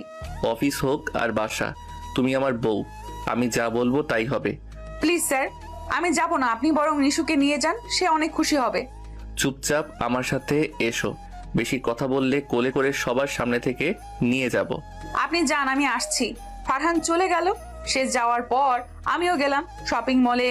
দিয়ে আমাকে কিছু জুয়েলারি কিনে দিল, কিছু শাড়ি কিনে দিল। শপিং করে বের হওয়ার সময় ফারহান বলে উঠল, কিরে তুই এখানে? ফারহান কাকে এই কথাটা বলছে দেখার জন্য পাশ ফিরতেই দেখি দীপ্তি দাঁড়িয়ে আছে, সাথে একটা ছেলে, মনে হয় দীপ্তির হাজবেন্ড। আমি তাকে দেখে ভূত দেখার মতো চমকে গেলাম। কিছু না বলে চলে যেতে নিলেই ফারহান আমার হাত ধরে ফেলে। আরে দাঁড়াও, কোথায় যাচ্ছ? না মানে স্যার। থাক, কিছু বলতে হবে না। আর দীপ্তি, তাসিন, তোমরাও কি শপিং করতে এসেছো? দীপ্তি আমার দিকে তাকিয়ে আছে, কিছু বলছে না। তাই তার হাজবেন্ড তাসিন বলে ওঠে, ভাইয়া, দীপ্তিকে নিয়ে একটু শপিং করতে বের হলাম। আর মেয়েটিকে? আমার দিকে তাকিয়ে কথাটা বললো তাসিন। ফারহান কিছু বলার আগে আমি বলে উঠি, আমি ওনার বাকিটা বলার আগেই ফারহান বলে, ও আমার ওয়াইফ তাসিন। কি বলছো এসব ভাইয়া? ওকে তুমি বিয়ে করেছো? কেন, আমি ওকে বিয়ে করতে পারি না নাকি ও মেয়ে নয়? ভাইয়া তুমি? আরে তুমি এমন করছো কেন? ভাইয়া হয়তো মজা করছেন, তাই না? আমাকে কি তোমাদের মজার পাত্র মনে হয় তাসিন? কিন্তু কখন বিয়ে করলেন? কই, আমরা তো শুনিনি। সবাইকে সারপ্রাইজ দিব ভেবেছি, তাই বলিনি। Wow, congratulation. Thank you Tasin, চলো আমার বাসায়। আর দীপ্তি, তোরা কখন এলি? মা কেমন আছে? কাল এসেছি। তাই বলিনি বলেই তাহসিনের হাত ধরে টেনে নিয়ে গেল। আমি কিচ্ছু বলিনি ওদের কথার মাঝে। আচ্ছা চলো আমরা বাসায় যাই। বলেই আমাকে টেনে গাড়িতে বসিয়ে দিল। সারা পথ আমি একটা কথাও বলিনি, চুপ করেছিলাম। বাসায় গিয়ে ফ্রেশ হয়ে লাঞ্চ করে নিলাম। সারা বাড়ি সাজানো হচ্ছে, সন্ধ্যায় পার্টি অ্যারেঞ্জ করছে ফারহান। পার্টিতে অফিসের সবাইকে ইনভাইট করেছে। খুব সুন্দর করে সারা বাড়ি সাজানো হয়েছে। সন্ধ্যায় একে একে সকল গেস্ট আসা শুরু করে। আমি রুমে একা বসে আছি। তখন ফারহান এসে বলল, কি ব্যাপার, রেডি হচ্ছ না কেন? আমি কেন রেডি হব? অনেক গেস্ট আসবে, তুমি কি এখানে বসে থাকবে নাকি? যাও রেডি হয়ে আসো। আমি কিছু না বলে রেডি হতে গেলাম। রেড কালার একটা লং ড্রেস পরেছি, চুলগুলো ছেড়ে দেওয়া, রেড কালার লিপস্টিক দিয়েছি। আমি রেডি হয়ে বসে আছি। কিছুক্ষণ পর ফারহান আসলো রুমে। কি ব্যাপার, তুমি এখনো রেডি হওনি? বলেই রুমে ঢুকে হা করে তাকিয়ে আছে আমার দিকে। আমিও তাকে দেখে তাকিয়ে আছি। পুরো প্রিন্স লাগছে দেখতে। বাহ, প্রেমে পড়ে গেলাম আবার নতুন করে। বাহ, ভাগ্য করে এমন বউ পেলাম। লাল পরি লাগছে, একেবারে ইচ্ছে করছে কোলে তুলে নিতে। আপনাদের শুভ দৃষ্টি শেষ হলো নাকি? তিশার কথা শুনে আমি আর ফারহান দুজনেই লজ্জা পেলাম। মানে তিশু, তুমি আর ফারিয়া নিচে আসো, আমি গেলাম। বলেই ফারহান চলে গেল। তিশা আমাকে ধাক্কা দিয়ে বলে, কি মহারানী, শুভ দৃষ্টি হচ্ছিল বুঝি দুজনার? তবে যাই বলো, আজকে কিন্তু তোমাকে একদম লাল পরি লাগছে। আমি ছেলে হলে তোমাকে তুলে নিয়ে যেতাম। দুজনে কথা বলতে বলতে নিচে এসেছি। নিচে এসে দেখি নিশু ফারহানের সাথে পিক তুলছে ক্লোজ হয়ে। তা দেখে আমার প্রচন্ড রাগ উঠে। আমি আর তিশা অন্য পাশে গিয়ে কথা বলতেছি। এই, তুমি ওই দিন কার সাথে ফোনে কথা বললা, আমাকে বলনি তো? কফিলের সাথে কথা বলছিলাম। আসলে কফিল আমাকে ভালোবাসে, তাই তার সাথে রিলেশন করার জন্য রিকোয়েস্ট করেছে। আরে, এটা তো ভালো কথা, তুমি নিষেধ করে দিলে কেন? কফিল তো খুব ভালো ছেলে। আসলে আমার ভালো লাগে না এসব। এর মধ্যে কফিল এসে বারবার তিশার আশপাশে ঘোরাঘুরি করছে। কফিল ভাইয়া, এদিকে এসো। মিস ফারিয়া বলুন। আপনার কাউকে দরকার নাকি? মানে আমি সব জানি। যাও তিশু, তুমি কফিলের সাথে কথা বলো। তিশা যেতে চাচ্ছিল না, আমি জোর করে পাঠিয়ে দিলাম। আমি একপাশে দাঁড়িয়ে ফোন টিপছি। হঠাৎ করে মিরাজ শেখ এসে বলে, হাই সুইটি, হ্যালো। তোমাকে অনেক হট লাগছে। আমার সাথে যাবে আজকে? আর যা চাও তাই দিব। Mind your language mister Miraj Sheikh. আরে এত উত্তেজিত হওয়া শরীরের জন্য ভালো না মিস ফারিয়া, চলো তো। বলেই আমার হাত ধরে টেনে নিয়ে যেতে থাকে। আর আমি হাত ছাড়ার জন্য চেষ্টা করছি। এমন সময় ফারহান এসে মিরাজের থেকে আমাকে ছাড়িয়ে নেয়। আর আমি ফারহানের পেছনে লুকিয়ে যাই। কি হচ্ছে এসব? মিরাজ শেখ, ওকে কোথায় নিয়ে যাচ্ছেন? আরে ফারহান, তুমি কেন এর মধ্যে আসতে গেলে? ওকে আজকে রাতের জন্য নিয়ে যাচ্ছিলাম। বলেছি যা চাইবে তাই পাবে, কিন্তু রাজি হচ্ছিল না, তাই নিয়ে যাচ্ছি জোর করে। মিরাজের কথা শুনে ফারহান তাকে একটা থাপ্পড় মারে। আপনার মন মানসিকতা এত নিচু কেন? এইসব বাজারের মেয়ের জন্য আজকে তুমি আমাকে এই থাপ্পড় মারলে? ওকে তো আমি নিয়ে যাবই। বলেই আমার দিকে আসতে নিলে ফারহান মিরাজকে এলো পাথারে থাপ্পড় ঘুষি মারতে থাকে আর বলে, ওর নামে আর একটা বাজে কথা বলবি তো তোকে আমি এখানেই শেষ করে দিব। তোর সাহস কি করে হয় ওর দিকে বাজে নজরে তাকানোর? ও আমার জান হয়, বুঝলি? এইসব বলছে আর মারছে। সবাই চেষ্টা করেও ফারহানকে থামাতে পারছে না। অনেক কষ্টে ফারহানকে থামালো সবাই। এটা তুমি ঠিক করলে না ফারহান, এর ফল ভালো হবে না, কিন্তু দেখে নিও।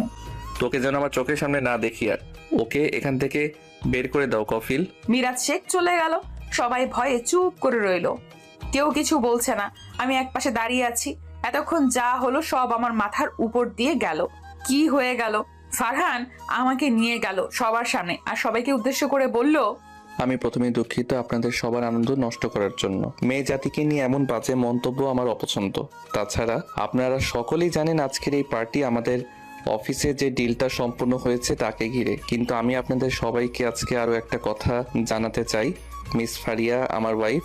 জানি কথাটা শুনে অনেকেই হয়তো বিশ্বাস করবেন না, কিন্তু এটাই সত্যি। ফারিয়া আমার বউ। এই কথা শুনে নিশুর আগে গজগজ করে চলে গেল। আর অন্যরা সবাই এই কথা শুনে সবাই করতালি দিতে লাগলো। একে একে সবাই কংগ্রাচুলেশন জানালো। আমাদের বিবাহিত জীবনে সুখী হওয়ার জন্য দোয়া করলো। রাতে সবাই ডিনার করে চলে গেল। আমি ফ্রেশ হয়ে শাড়ি চেঞ্জ করে একটা প্লাজো আর টপ পরে ব্যালকনিতে দাঁড়িয়ে আছি আকাশের দিকে তাকিয়ে। এমন সময় ফারহান এসে আমার চুলে হাত বোলাতে লাগলো। খুব বেশি দরকার ছিল কি মিরাজ শেখকে এমন করার? মিরাজ শেখের জন্য কি তোমার খুব খারাপ লাগছে নাকি? আমি তো সে কথা বলিনি। যদি আপনার কোনো ক্ষতি করে তো?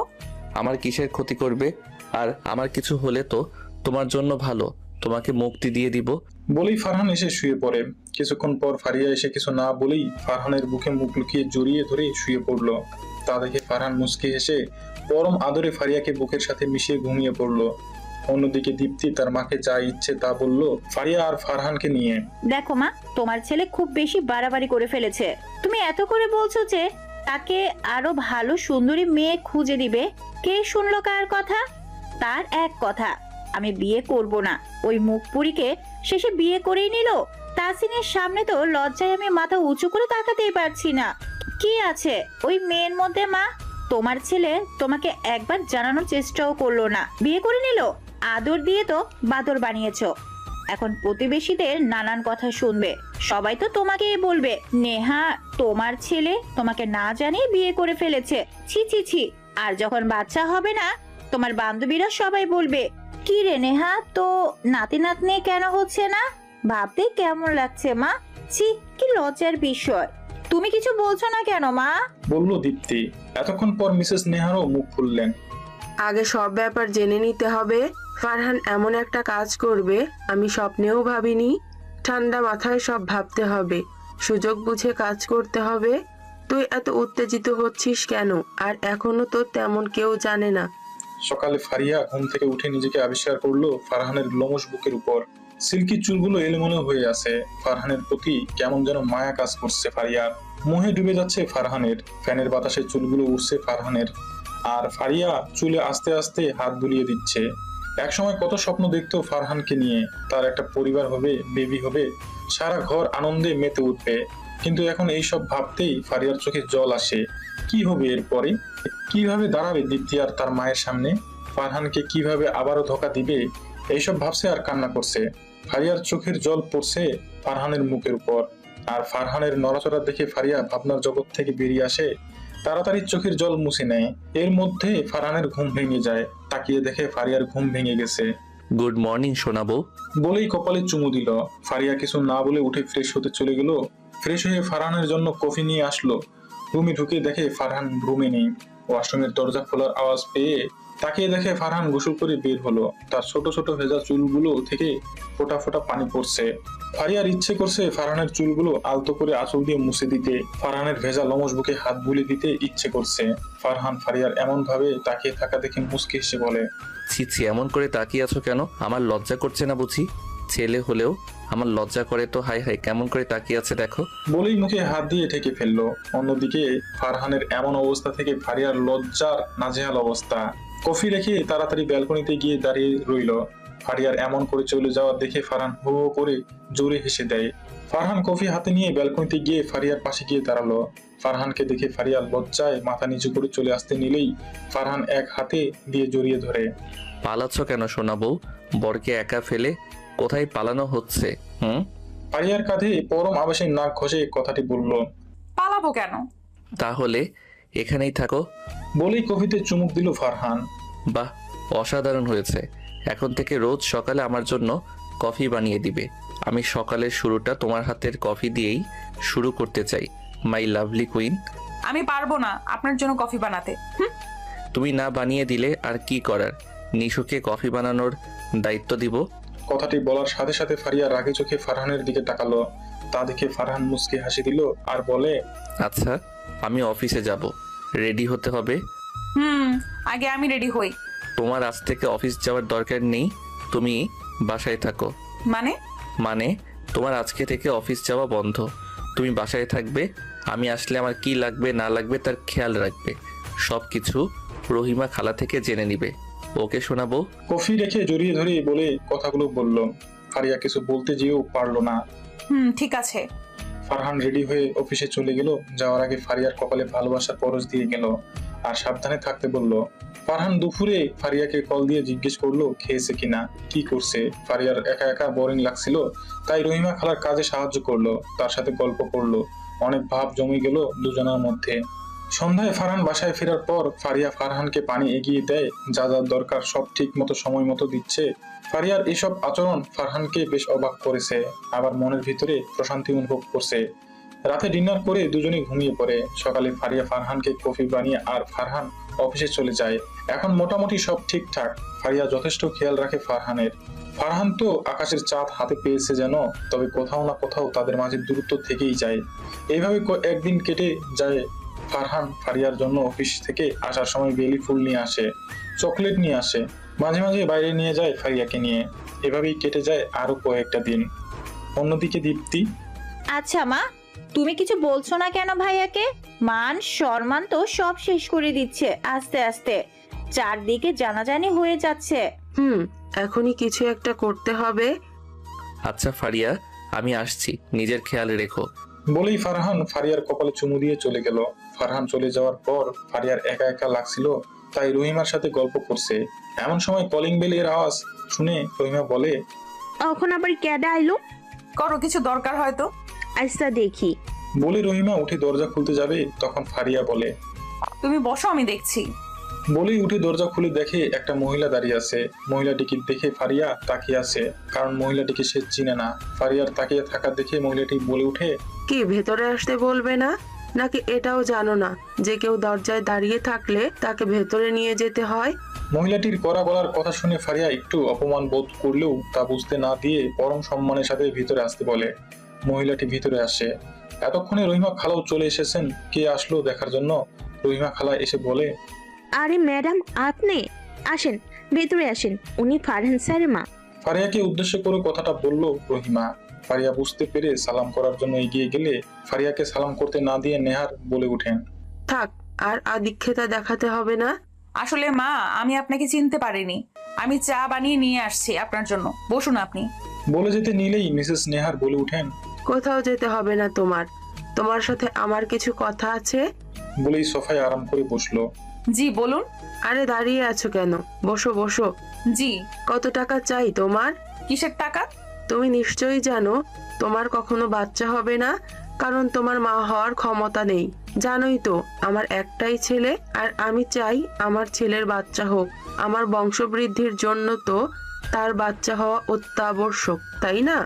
যা তুমি তাকে দিতে পারবে না। আমি চাই না তুমি আমার ছেলেকে বাবা ডাক শোনা থেকে বিরত রাখো।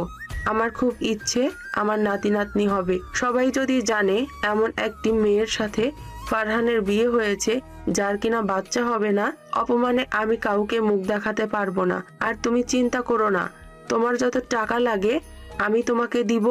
তোমাকে আমার ছেলের জীবন থেকে চলে যেতে হবে। তোমার সব খরচের দায়িত্ব আমি নিব। আমি কি বলতে চেয়েছি আশা করি বুঝতে পেরেছো। না বুঝলে আবার বুঝিয়ে দেব, সমস্যা নেই। দুপুরে অনেকবার কল দিয়েও ফারিয়াকে পায়নি ফারহান। হয়তো তার ফোনে চার্জ নেই, তা ভেবে আর কল দিল না। অফিসের কাজের চাপে ফারিয়ার কথা আর মনে পড়েনি। সন্ধ্যায় অফিস ছুটির পরে ফারিয়ার জন্য চকলেট নিল অনেকগুলো। চকলেট ফারিয়ার খুব প্রিয়। তাদের রিলেশন চলাকালীন ফারিয়া রাগ করলে চকলেট দিয়ে ফারিয়ার রাগ ভাঙাতো ফারহান। ফারিয়ার বাচ্চামিগুলো মনে করে মুচকি হাসে ফারহান।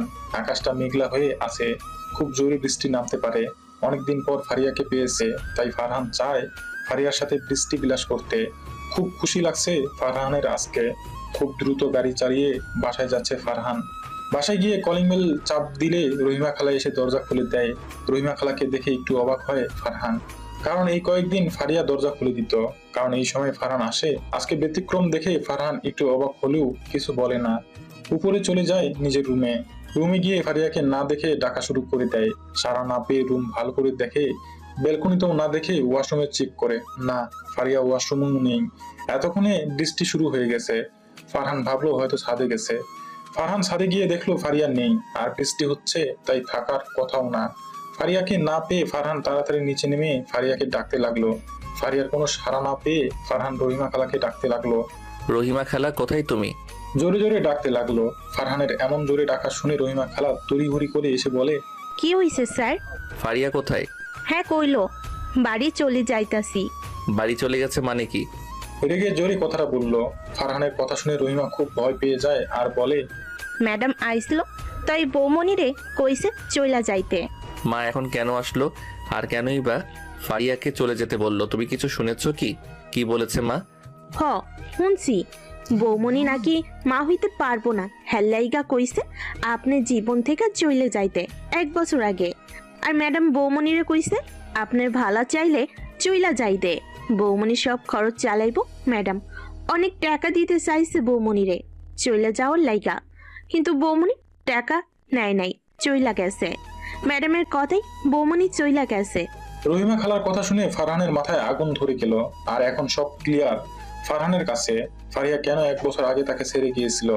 আস্তে আস্তে সব মনে পড়ে ফারহানের। যখন জিজ্ঞেস করতো কেন ছেড়ে চলে গিয়েছিলে আমাকে, ফারিয়া তখন উত্তরে বলতে চাইতো তার অসম্পূর্ণতা নিয়ে। ফারহানের জীবনে জড়াতে চায়নি। ফারিয়া মা হতে পারবে না, তাই সে আমাকে এড়িয়ে চলতো। কিন্তু আমাকে একটাবার তো জিজ্ঞেস করতে পারতো আমি কি চাই। আমাকে কিছু না বলে এইসব করলো ফারিয়া। এর আগে ফারহানের চোখ দুটো লাল হয়ে গেল। তাড়াতাড়ি উপরে গেল তার রুমে ফোন নিতে। আর একটা চিঠি পেল। ফারহান খুলে দেখে চিঠিতে লেখা, সময় মতো ডিভোর্স পেপার পেয়ে যাবে, ভালো থেকো। চিঠিটা পড়ে ফারহানের আরো বেশি রাগ উঠলো। কফিলকে কল দিয়ে বলে তার বাসায় আসতে। অফিস ছুটির কারণে কফিল এখনো রাস্তায়, তাই তাড়াতাড়ি চলে আসলো। স্যার আসবো?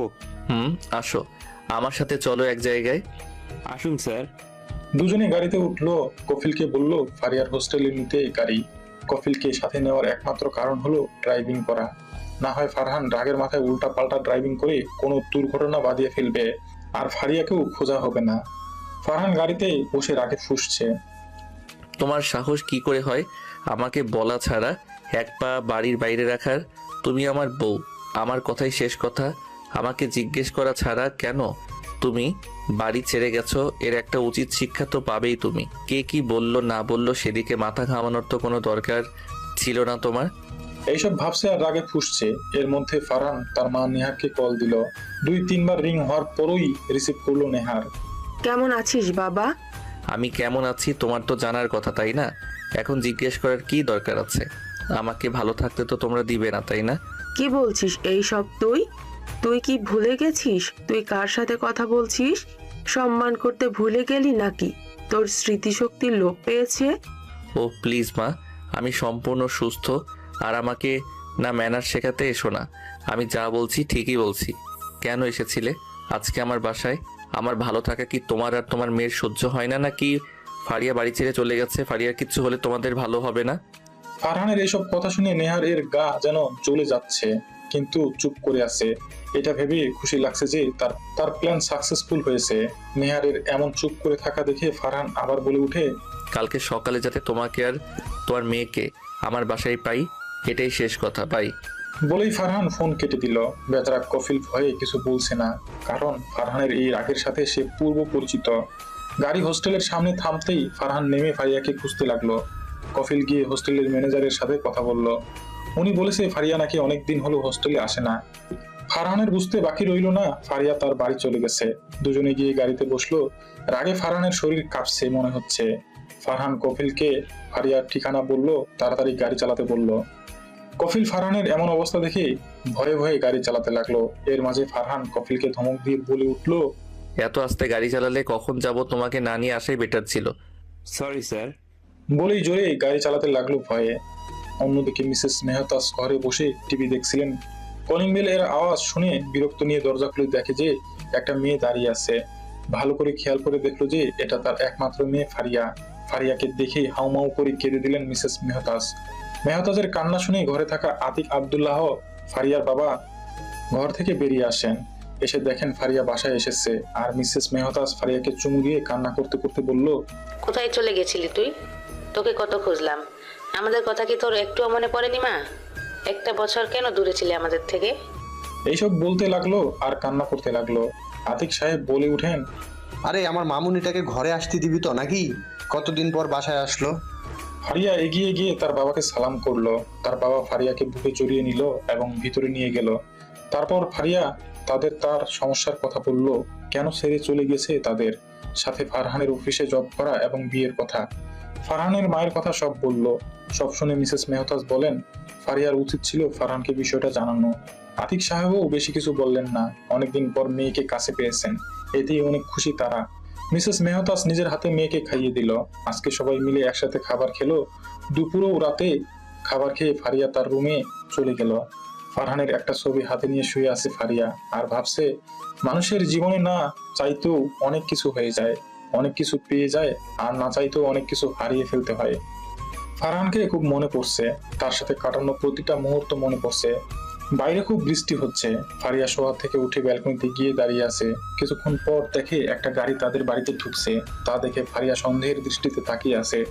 ভালো করে খেয়াল করে দেখে এটা ফারহানের গাড়ি। ফারহানের গাড়ি দেখে ফারিয়া খুব ভয় পেয়ে গেছে। ফারহান গাড়ি থেকে নেমে কলিং বেল চাপতে লাগলো একসাথে। কলিং বেলের এমন আওয়াজ শুনে মিসেস মেহতাজ এর রাগ হলো। তিনি চেঁচিয়ে বলেন, আরে আসতেছি তো, এভাবে কলিং বেল চাপার কি আছে? বলেই দরজা খুলতে আসেন। তার সাথে আতিক সাহেবও আসেন। মেহতাজ দরজা খুলে দেখে যে ফারহান দাঁড়িয়ে আছে। তুমি? আমি। ফারিয়া কোথায়? উপরে আছে ওর রুমে। বলা মাত্রই ফারহান 1 মিনিটও দেরি না করে উপরে চলে গেল ফারিয়ার রুমে। গিয়ে দেখে ফারিয়া বিছানায় বসে আছে। ফারহানকে দেখে দাঁড়িয়ে যায় আর বলে, আপনি কেন এসেছেন? আমি তোকে নিয়ে যেতে এসেছি। আমি যাব না কোথাও আপনার সাথে। আপনাকে এখানে কে আসতে বলেছে? ফারহানের মুখে তুই ডাক শুনে ফারিয়া বুঝে যায় ফারহান প্রচন্ড রেগে আছে। সাথে তার চোখ দুটো লাল হয়ে আছে। চল আমার সাথে। বলেই ফারিয়ার হাত ধরে নিচে নিয়ে যায়। আর ফারিয়া বলে, আমি কোথাও যাব না, ছেড়ে দিন আমাকে।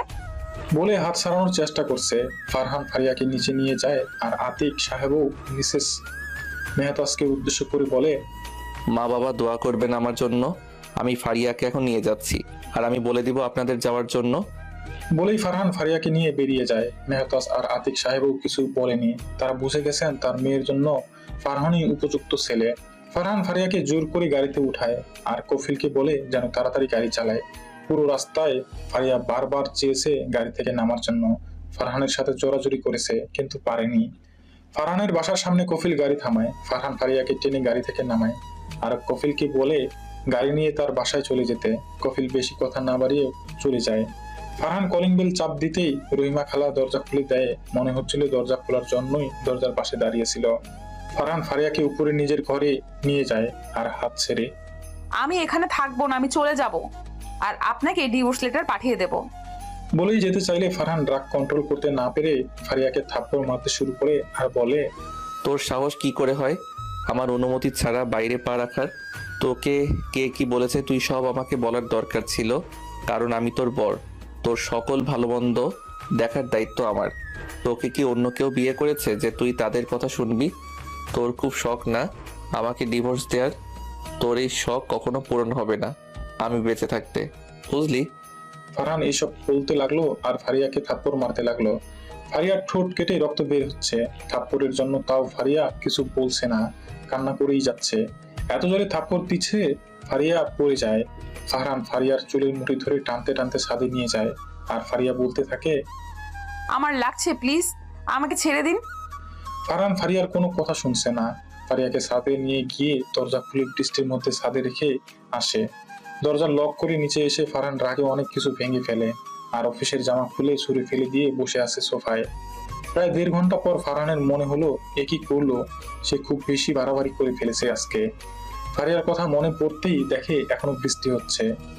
ফারহান ছাদে গিয়ে দেখে ফারিয়া নিচে পড়ে আছে সেন্সলেস হয়ে। ফারহান কয়েকবার ডাক দেয় কিন্তু ফারিয়া কোনো সাড়া দেয় না। ফারহান গায়ে হাত দিয়ে দেখে পুরো শরীর ঠান্ডা হয়ে আছে। তা দেখে ফারহান পুরোপুরি ভাবে ঘাবড়ে যায়। দেরি না করেই ফারহান ফারিয়াকে কোলে তুলে নেয় আর রুমে নিয়ে আসে।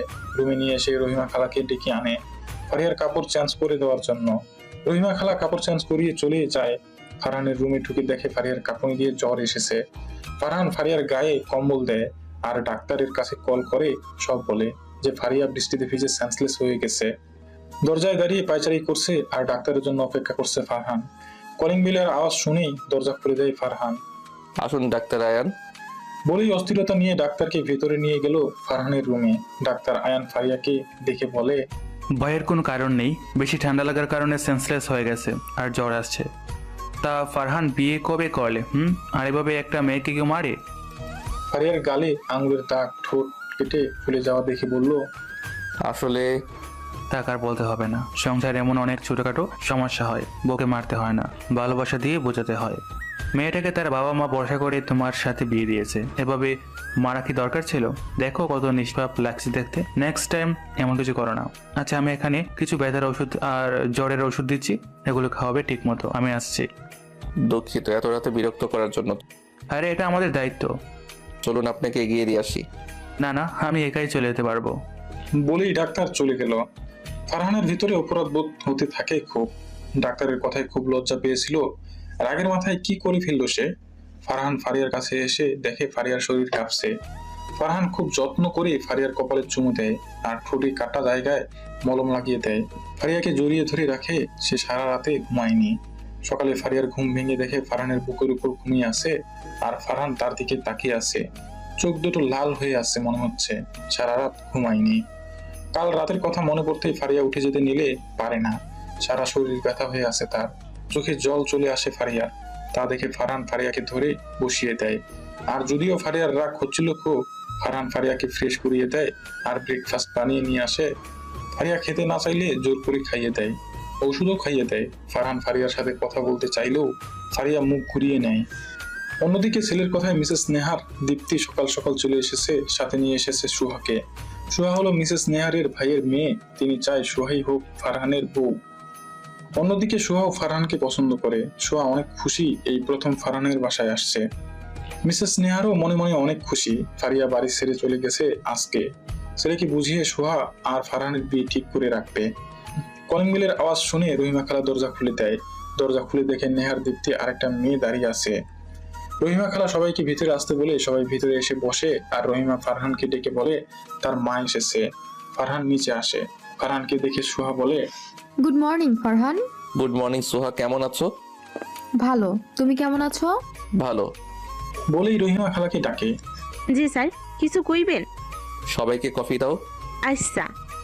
বলেই চলে গেল। আর মিসেস নেহার বলে উঠে, তা ফারহান, আমি চাচ্ছি যে সুহার সাথে তোমার বিয়ে ফাইনাল করতে। ভাইয়া, তুমি কি বলো? আমরা সবাই চাই। এখন তো আর কোনো ঝামেলা নেই, তাই না? এর মধ্যে রহিমা খালা সবাইকে কফি দিয়ে যায়। খালা ফারিকেও দিয়ে আসো কফি। আচ্ছা। ফারিকে ফারহান? আমার বউ। তুমি বিয়ে করেছো ফারহান? কিন্তু ফুপ্পি যে আমাকে আজকে নিয়ে আসলো। ফারহান, এসব কি বলছিস তুই? ওই অলক্ষণে মেয়ে না কাল চলে গেছে। তুই কি ভাবছো আমি ওর রূপগুণ দেখে ভালোবেসেছি, নাকি যে ওর অসম্পূর্ণতার কথা শুনে ওকে ছুঁড়ে ফেলে দিব? ভুল ভাবছো তুমি। তোমার কথায় ও বাসা থেকে চলে গিয়েছিল ঠিকই, কাল রাতেই আমি ওকে নিয়ে আসি। ভাইয়া, তোমার মাথা ঠিক আছে? তুমি ওকে আবার নিয়ে এসেছো বাসায়? দীপ্তি, তুই চুপ কর। বড়দের কথার মাঝে কথা বলবি না। চুপ করবো মানে? ও চলে যাবার পরও কেন নিয়ে আসছো? আমরা মানুষের কথা শুনতে পারবো না। দীপ্তি, তোকে চুপ করতে বলছি। এখন তো আমাকে চুপ করতেই হবে, মানুষ তো আমাদের কথা শোনাবে। মা, তুমি কিছু বলছো না কেন? একটা থাপ্পড় দিব। মানুষের কথার খবর তুই কি রাখিস? তোর যখন বাচ্চা নষ্ট হয়ে গেছিল, তাসিন কি ডিভোর্স দিয়ে দিয়েছে? তারপর থেকে যে বাচ্চা হচ্ছে না, কই তাসিন তো তোকে ছেড়ে যাসনি, বরং বলেছে আমাদের বাসায় থাকতে। যখন তোর শাশুড়ি মেনে নিবে তখন তোকে আবার নিয়ে যাবে। এই যে এতদিন বাবার বাসায় পড়ে আছিস, মানুষ তো আমাকে কথা শোনায় কি সমস্যা তোমার বোনের। তোমার বোন শ্বশুরবাড়ি যায় না কেন? আমি কি তোকে কখনো কিছু বলেছি? পাড়া প্রতিবেশী তো আমাকে কথা শোনায় তোকে নিয়ে। কই আমি তো কখনো অভিযোগ করিনি বাসায়। অন্যের দিকে আঙুল তোলার আগে নিজের দিকে তোল। তুই কেমন তা চিন্তা কর। আর মা, তোমাকে বলি, সব মানুষের সব কিছু ধারণ ক্ষমতা আল্লাহ দেয়নি। আল্লাহ চাইলে তো আমাদের বাচ্চা হতেই পারে, তাই না? তুমি কেন বুঝতে চেষ্টা করছো না? তুমি কি চাও না আমি ভালো থাকি? আর অনেক মানুষেরই তো বাচ্চা হয়, তাই না? ওদের কি ডিভোর্স দিয়ে দিতে হবে? তাই বলে প্রয়োজনে বাচ্চা দত্তক নেব? আর আল্লাহ ইচ্ছে করলে তো আমাদের ঘরে বাচ্চা দিতে পারে, তাই না? তোমরা একজন মেয়ে হয়ে অন্য একজন মেয়ের সংসার কিভাবে ভাঙতে চাও? তোমাদের মতো কিছু মহিলার কারণে অনেক নারী শান্তি মতো সংসার করতে পারে না। যে সংসারে শান্তি নেই সেখানে বাচ্চা দিয়ে কি হবে? কখনো ভেবে দেখেছো? আমি যদি ফারিয়াকে নিয়ে সুখী হই তাহলে তো তোমার খুশি হওয়ার কথা। তাই দয়া করে ফারিয়াকে আমার থেকে আর আলাদা করার চেষ্টা করো না প্লিজ মা, হাত জোর করে বলছি। আমার কোনো বাচ্চা লাগবে না, আমি ওকে ভালোবাসি। বাচ্চা হলেও বাসবো, না হলেও বাসবো। আমি যদি 1 বছর আগে জানতাম ফারিয়া এই সামান্য কারণে আমাকে ছেড়ে গেছে, তাহলে তখনই খুঁজে বের করে বিয়ে করে ফেলতাম। 1টা বছর আমাকে তিলে তিলে মরতে হতো না। যদি এটা কোনো মোহ বা আবেগ হতো তাহলে আমি ওকে 1 বছর আগেই ভুলে যেতে পারতাম। আমার নিজের জীবন সম্পর্কে বোঝার যথেষ্ট জ্ঞান আছে। আমি এখন ছোট নই, নিজের ভালো খারাপ সব বুঝি। তোমরা যদি বলো আমি তোমাদের সব কিছু ছেড়ে চলে যাব, কখনো আর তোমাদের সামনে দাঁড়াবো না, সম্পত্তির দাবিও করব না। আমি ফারিয়াকে নিয়ে থাকতে চাই কারণ আমি ওকে খুব ভালোবাসি। ফুপি, তুমি তো আমাকে আগে বলনি ফারহান কাউকে ভালোবাসে বা বিয়ে করেছে। আমাকে বললে তো আমি আর আগ্রহ করতাম না। আর ফুপি, ফারহান যাকে নিয়ে সুখে থাকতে চায় হোক না। আর সত্যি তো, বাচ্চা কাচ্চা এসব আল্লাহর দান, আল্লাহ চাইলে কি না করতে পারে। মিসেস নেহার এতক্ষণ পর মুখ খুললেন। ফারহান, আমি সত্যিই দুঃখিত। আমি সব সময় ভেবে গেছি সমাজের মানুষ কি বলবে, প্রতিবেশীরা কি বলবে। আমার তোমার দিকটা ভাবার দরকার ছিল, তোমার খুশিতে আমার খুশি হওয়ার দরকার ছিল। সত্যিই তো, বাচ্চা হলেই তো সব সম্পর্ক ঠিক থাকে না। একটা সম্পর্ক তো ভালোবাসার বন্ধন, এর ওপর নির্ভর করে। আমি ফারিয়ার বাবা মায়ের সাথে কথা বলতে চাই। ফারহান তার মাকে জড়িয়ে ধরে মিসেস নেহারও পরম আদরে ছেলেকে বুকে জড়িয়ে নেয় আর বলেন, আমার ছেলেটা কত বড় হয়ে গেছে, কত কিছু বুঝে। ফারহানের এমন কথায় দীপ্তি সোফায় বসে বসে কান্না করছে। ফারহান এটা দেখে হাঁটুকের দীপ্তির সামনে বসে বলে, লক্ষ্মী বোন, কান্না করিস না। আমি এভাবে কষ্ট দিতে চাইনি, ক্ষমা করে দে তোর ভাইকে। ক্ষমা করতে পারি এক শর্তে। আমি সব শর্ত মানতে রাজি আছি, বলুন মহারানী। তাহলে তোমাকে আবার বিয়ে করতে হবে ভাবিকে। দীপ্তির এমন কথা শুনে ফারহান হো হো করে হেসে দেয় আর বলে, তোর শর্তে আমি রাজি। তাহলে আমরা আজকে বাসায় যাই, শপিং করতে হবে। উফ, আমার কত কাজ। না, আজকে বাসায় যেতে হবে না, এখানে থাক। তোরা সোয়াকে নিয়ে এলি। না বাবা, সুহা পরে আবার আসবে, এখন অনেক কাজ। সবাইকে ইনভাইট করতে হবে, তোর বিয়ের কার্ড ছাপাতে হবে, ফারিয়ার বাবা মায়ের সাথে কথা বলতে হবে। আমরা বরং আজ যাই। মিসেস নেহার, দীপ্তি আর সুহা চলে গেল। এতক্ষণ উপর থেকে দাঁড়িয়ে সব দেখলো ফারিয়া।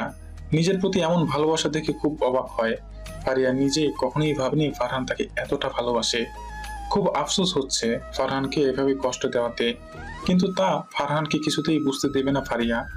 ফারহানের মা চলে যাওয়ার পর ফারিয়া রুমে এসে শুয়ে থাকে। ফারহান কফিলের কাছে কল দিয়ে বলে আজকে অফিসে যাবে না, সে যাতে সব দেখে রাখে। ফারহান অনেকক্ষণ পর রুমে আসে, এসে দেখে ফারিয়া শুয়ে আছে। ফারহান ফারিয়ার পাশে গিয়ে হাত ধরে বলে, কালকে রাতের জন্য আমি সত্যি দুঃখিত জান। ফারিয়া কিছু না বলে হাতটা ছাড়িয়ে নিল। দুপুরে ফারিয়া ফ্রেশ হয়ে এসে দেখে ফারহান খাবার নিয়ে বসে আছে। বসো, আমি খাইয়ে দিচ্ছি তোমাকে। ফারিয়া কিছু না বলে ব্যালকনিতে গিয়ে দাঁড়িয়ে থাকে আর ফারহান বলে উঠে, সকাল থেকে আমি কিছু খাইনি, সে খবর তো কেউ রাখে না। এখন যদি খাবার খেতে না আসো আমি এখনো খাবো না। আমি মরে গেলেও তো কারো কোনো সমস্যা হবে না এখন। ফারহানের কথা শুনে ফারিয়া রুমে ঢুকেই ফারহানের কোলে বসে পড়ে। আর এটা দেখে ফারহান মুচকি হেসে ফারিয়াকে খাইয়ে দিতে শুরু করে। 2 লোকমা খাওয়ার পর ফারিয়া আর খাচ্ছে না দেখে ফারহান বলে, হা করো। ফারিয়া কিচ্ছু বলছে না, খাচ্ছেও না। ফারহান কিছু একটা ভেবে খাবার তার মুখে নেয়। তারপর আবার ফারিয়া খেতে শুরু করে। দুজনে খেয়ে নেয়। ফারিয়াকে ওষুধ খাইয়ে দেয় ফারহান। ফারিয়া শুয়ে থাকে। ফারহান এসে ফারিয়াকে বুকে নিয়ে শুয়ে থাকে। কেউ কোনো কথা বলে না। শরীর দুর্বল থাকায় ফারিয়া কখন ঘুমিয়ে গেছে সে নিজেও জানে না। ফারিয়া ঘুমানোর পর ফারহান ফারিয়াকে রেখে আস্তে করে উঠে চলে যায়। সন্ধ্যায় ফারিয়ার ঘুম ভাঙে। ফারিয়া উঠে ফ্রেশ হয়ে নেয়। এখন শরীর মোটামুটি সুস্থ লাগছে তার। অন্যদিকে ফারহানকে রুমে না দেখে ভাবলো হয়তো অফিসের কাজ করছে, কিন্তু অনেকক্ষণ পরেও যখন ফারহানকে দেখতে পেল না, ফারিয়ার মনের ভেতর অস্থিরতা শুরু হয়ে যায়। রহিমা খালার কাছে বারবার গিয়েও জিজ্ঞেস করতে পারছে না ফারহান কোথায়, বারবার ফিরে যাচ্ছে। রহিমা খালা ফারিয়ার এমন আচরণ দেখে মুস্কি মুস্কি হাসছে। তা দেখে ফারিয়া রুমে গিয়ে বসে আছে মন খারাপ করে।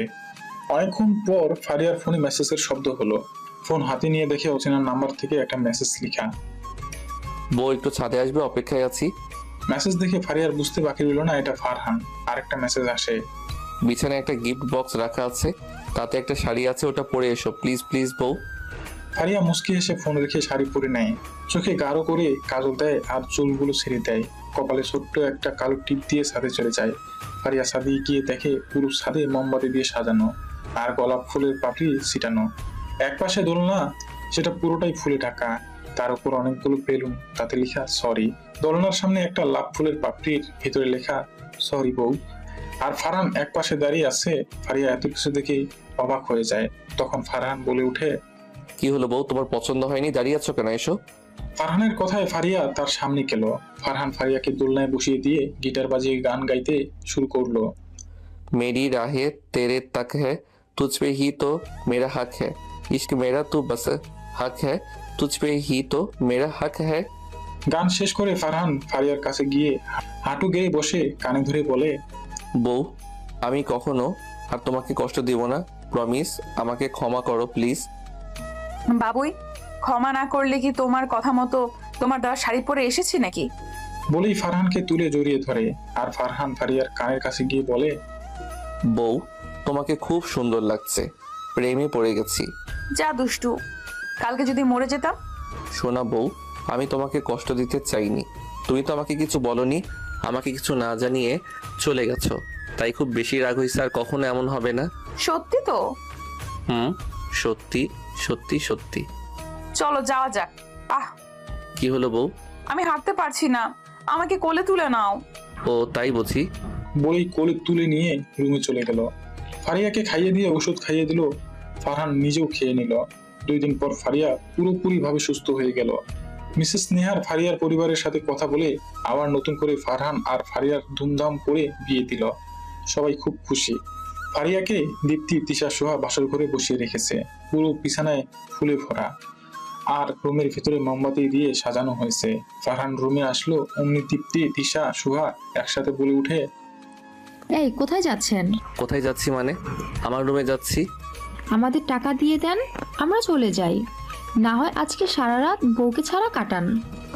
তোদের কেন টাকা দিব? আমার বউয়ের কাছে আমি যাব, টাকা দিতে হবে কেন? আমার এত কষ্ট করে বাসর ঘর সাজিয়েছি, টাকা দিন, না হয় ভেতরে চাপ বন্ধ। ছি ভাইয়া, তুমি আজকের দিনে ভাবিকে ছাড়া কাটাবে নাকি? আমাদের ঘুম পাচ্ছে, টাকা দাও, চলে যাচ্ছি। ফারহান কোনো উপায় না পেয়ে ওদের 10,000 টাকা দিল, আর টাকা নিয়ে ওরা চলে গেল। ফারহান রুমে এসে দেখে ফারিয়া বিছানায় বসে আছে। ফারহান ফারিয়ার কাছে গিয়ে বসলো। আরো আগে আসতে পারলে না? ওরা আমাকে এখানে এত ভারী লেহেঙ্গা পরিয়ে বসিয়ে রেখেছে। উফ, মরে যাচ্ছি। আমার বউটার খুব কষ্ট হচ্ছে বুঝি।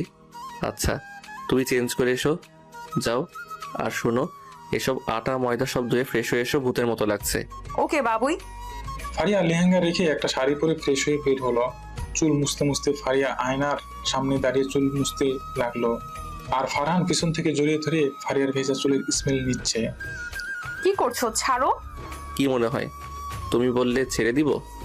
বলেই ফারহান ফারিয়ার ঘাড়ে নাক ঘষতে লাগলো, আর শাড়ির নিচে উন্মুক্ত পেটে হাত দিয়ে স্লাইড করতে লাগলো। ফারিয়া যেন বরফের মতো হিম হয়ে গেছে। সারা শরীরে শিহরণ অনুভব হচ্ছে তার। অন্যরকম ভালো লাগা কাজ করছে তার ভেতরে। ফারহানের গরম নিঃশ্বাস ফারিয়ার ঘাড়ে পড়তেই বারবার কেঁপে উঠছে ফারিয়া। ফারহান ফারিয়াকে নিজের দিকে ফিরিয়ে ফারিয়ার ঠোঁট জোড়া দখল করে নিল। ফারিয়া আজকে কোনো বাধা দিচ্ছে না। পরম আবেশে সেও ফারহানের চুলে হাত দিয়ে খামচে ধরে চুমু খাচ্ছে। ফারিয়া চায় ফারহান তাকে খুব ভালোবাসুক, তাদের মাঝে আরো কোনো দূরত্ব না থাকুক। ফারহান ফারিয়াকে কোলে তুলে নিল, আর দুজনে ডুব দিল নিজেদের ভালোবাসায়। তাদের জন্য অপেক্ষা করছে সুন্দর একটা ভবিষ্যৎ, মিষ্টি একটা সকাল। অনেক কষ্টে পূর্ণতা পেল তাদের ভালোবাসা। ভালো থাকুক ফারহান ফারিয়ার ভালোবাসা, বেঁচে থাকুক তাদের ভালোবাসা। সমাপ্ত।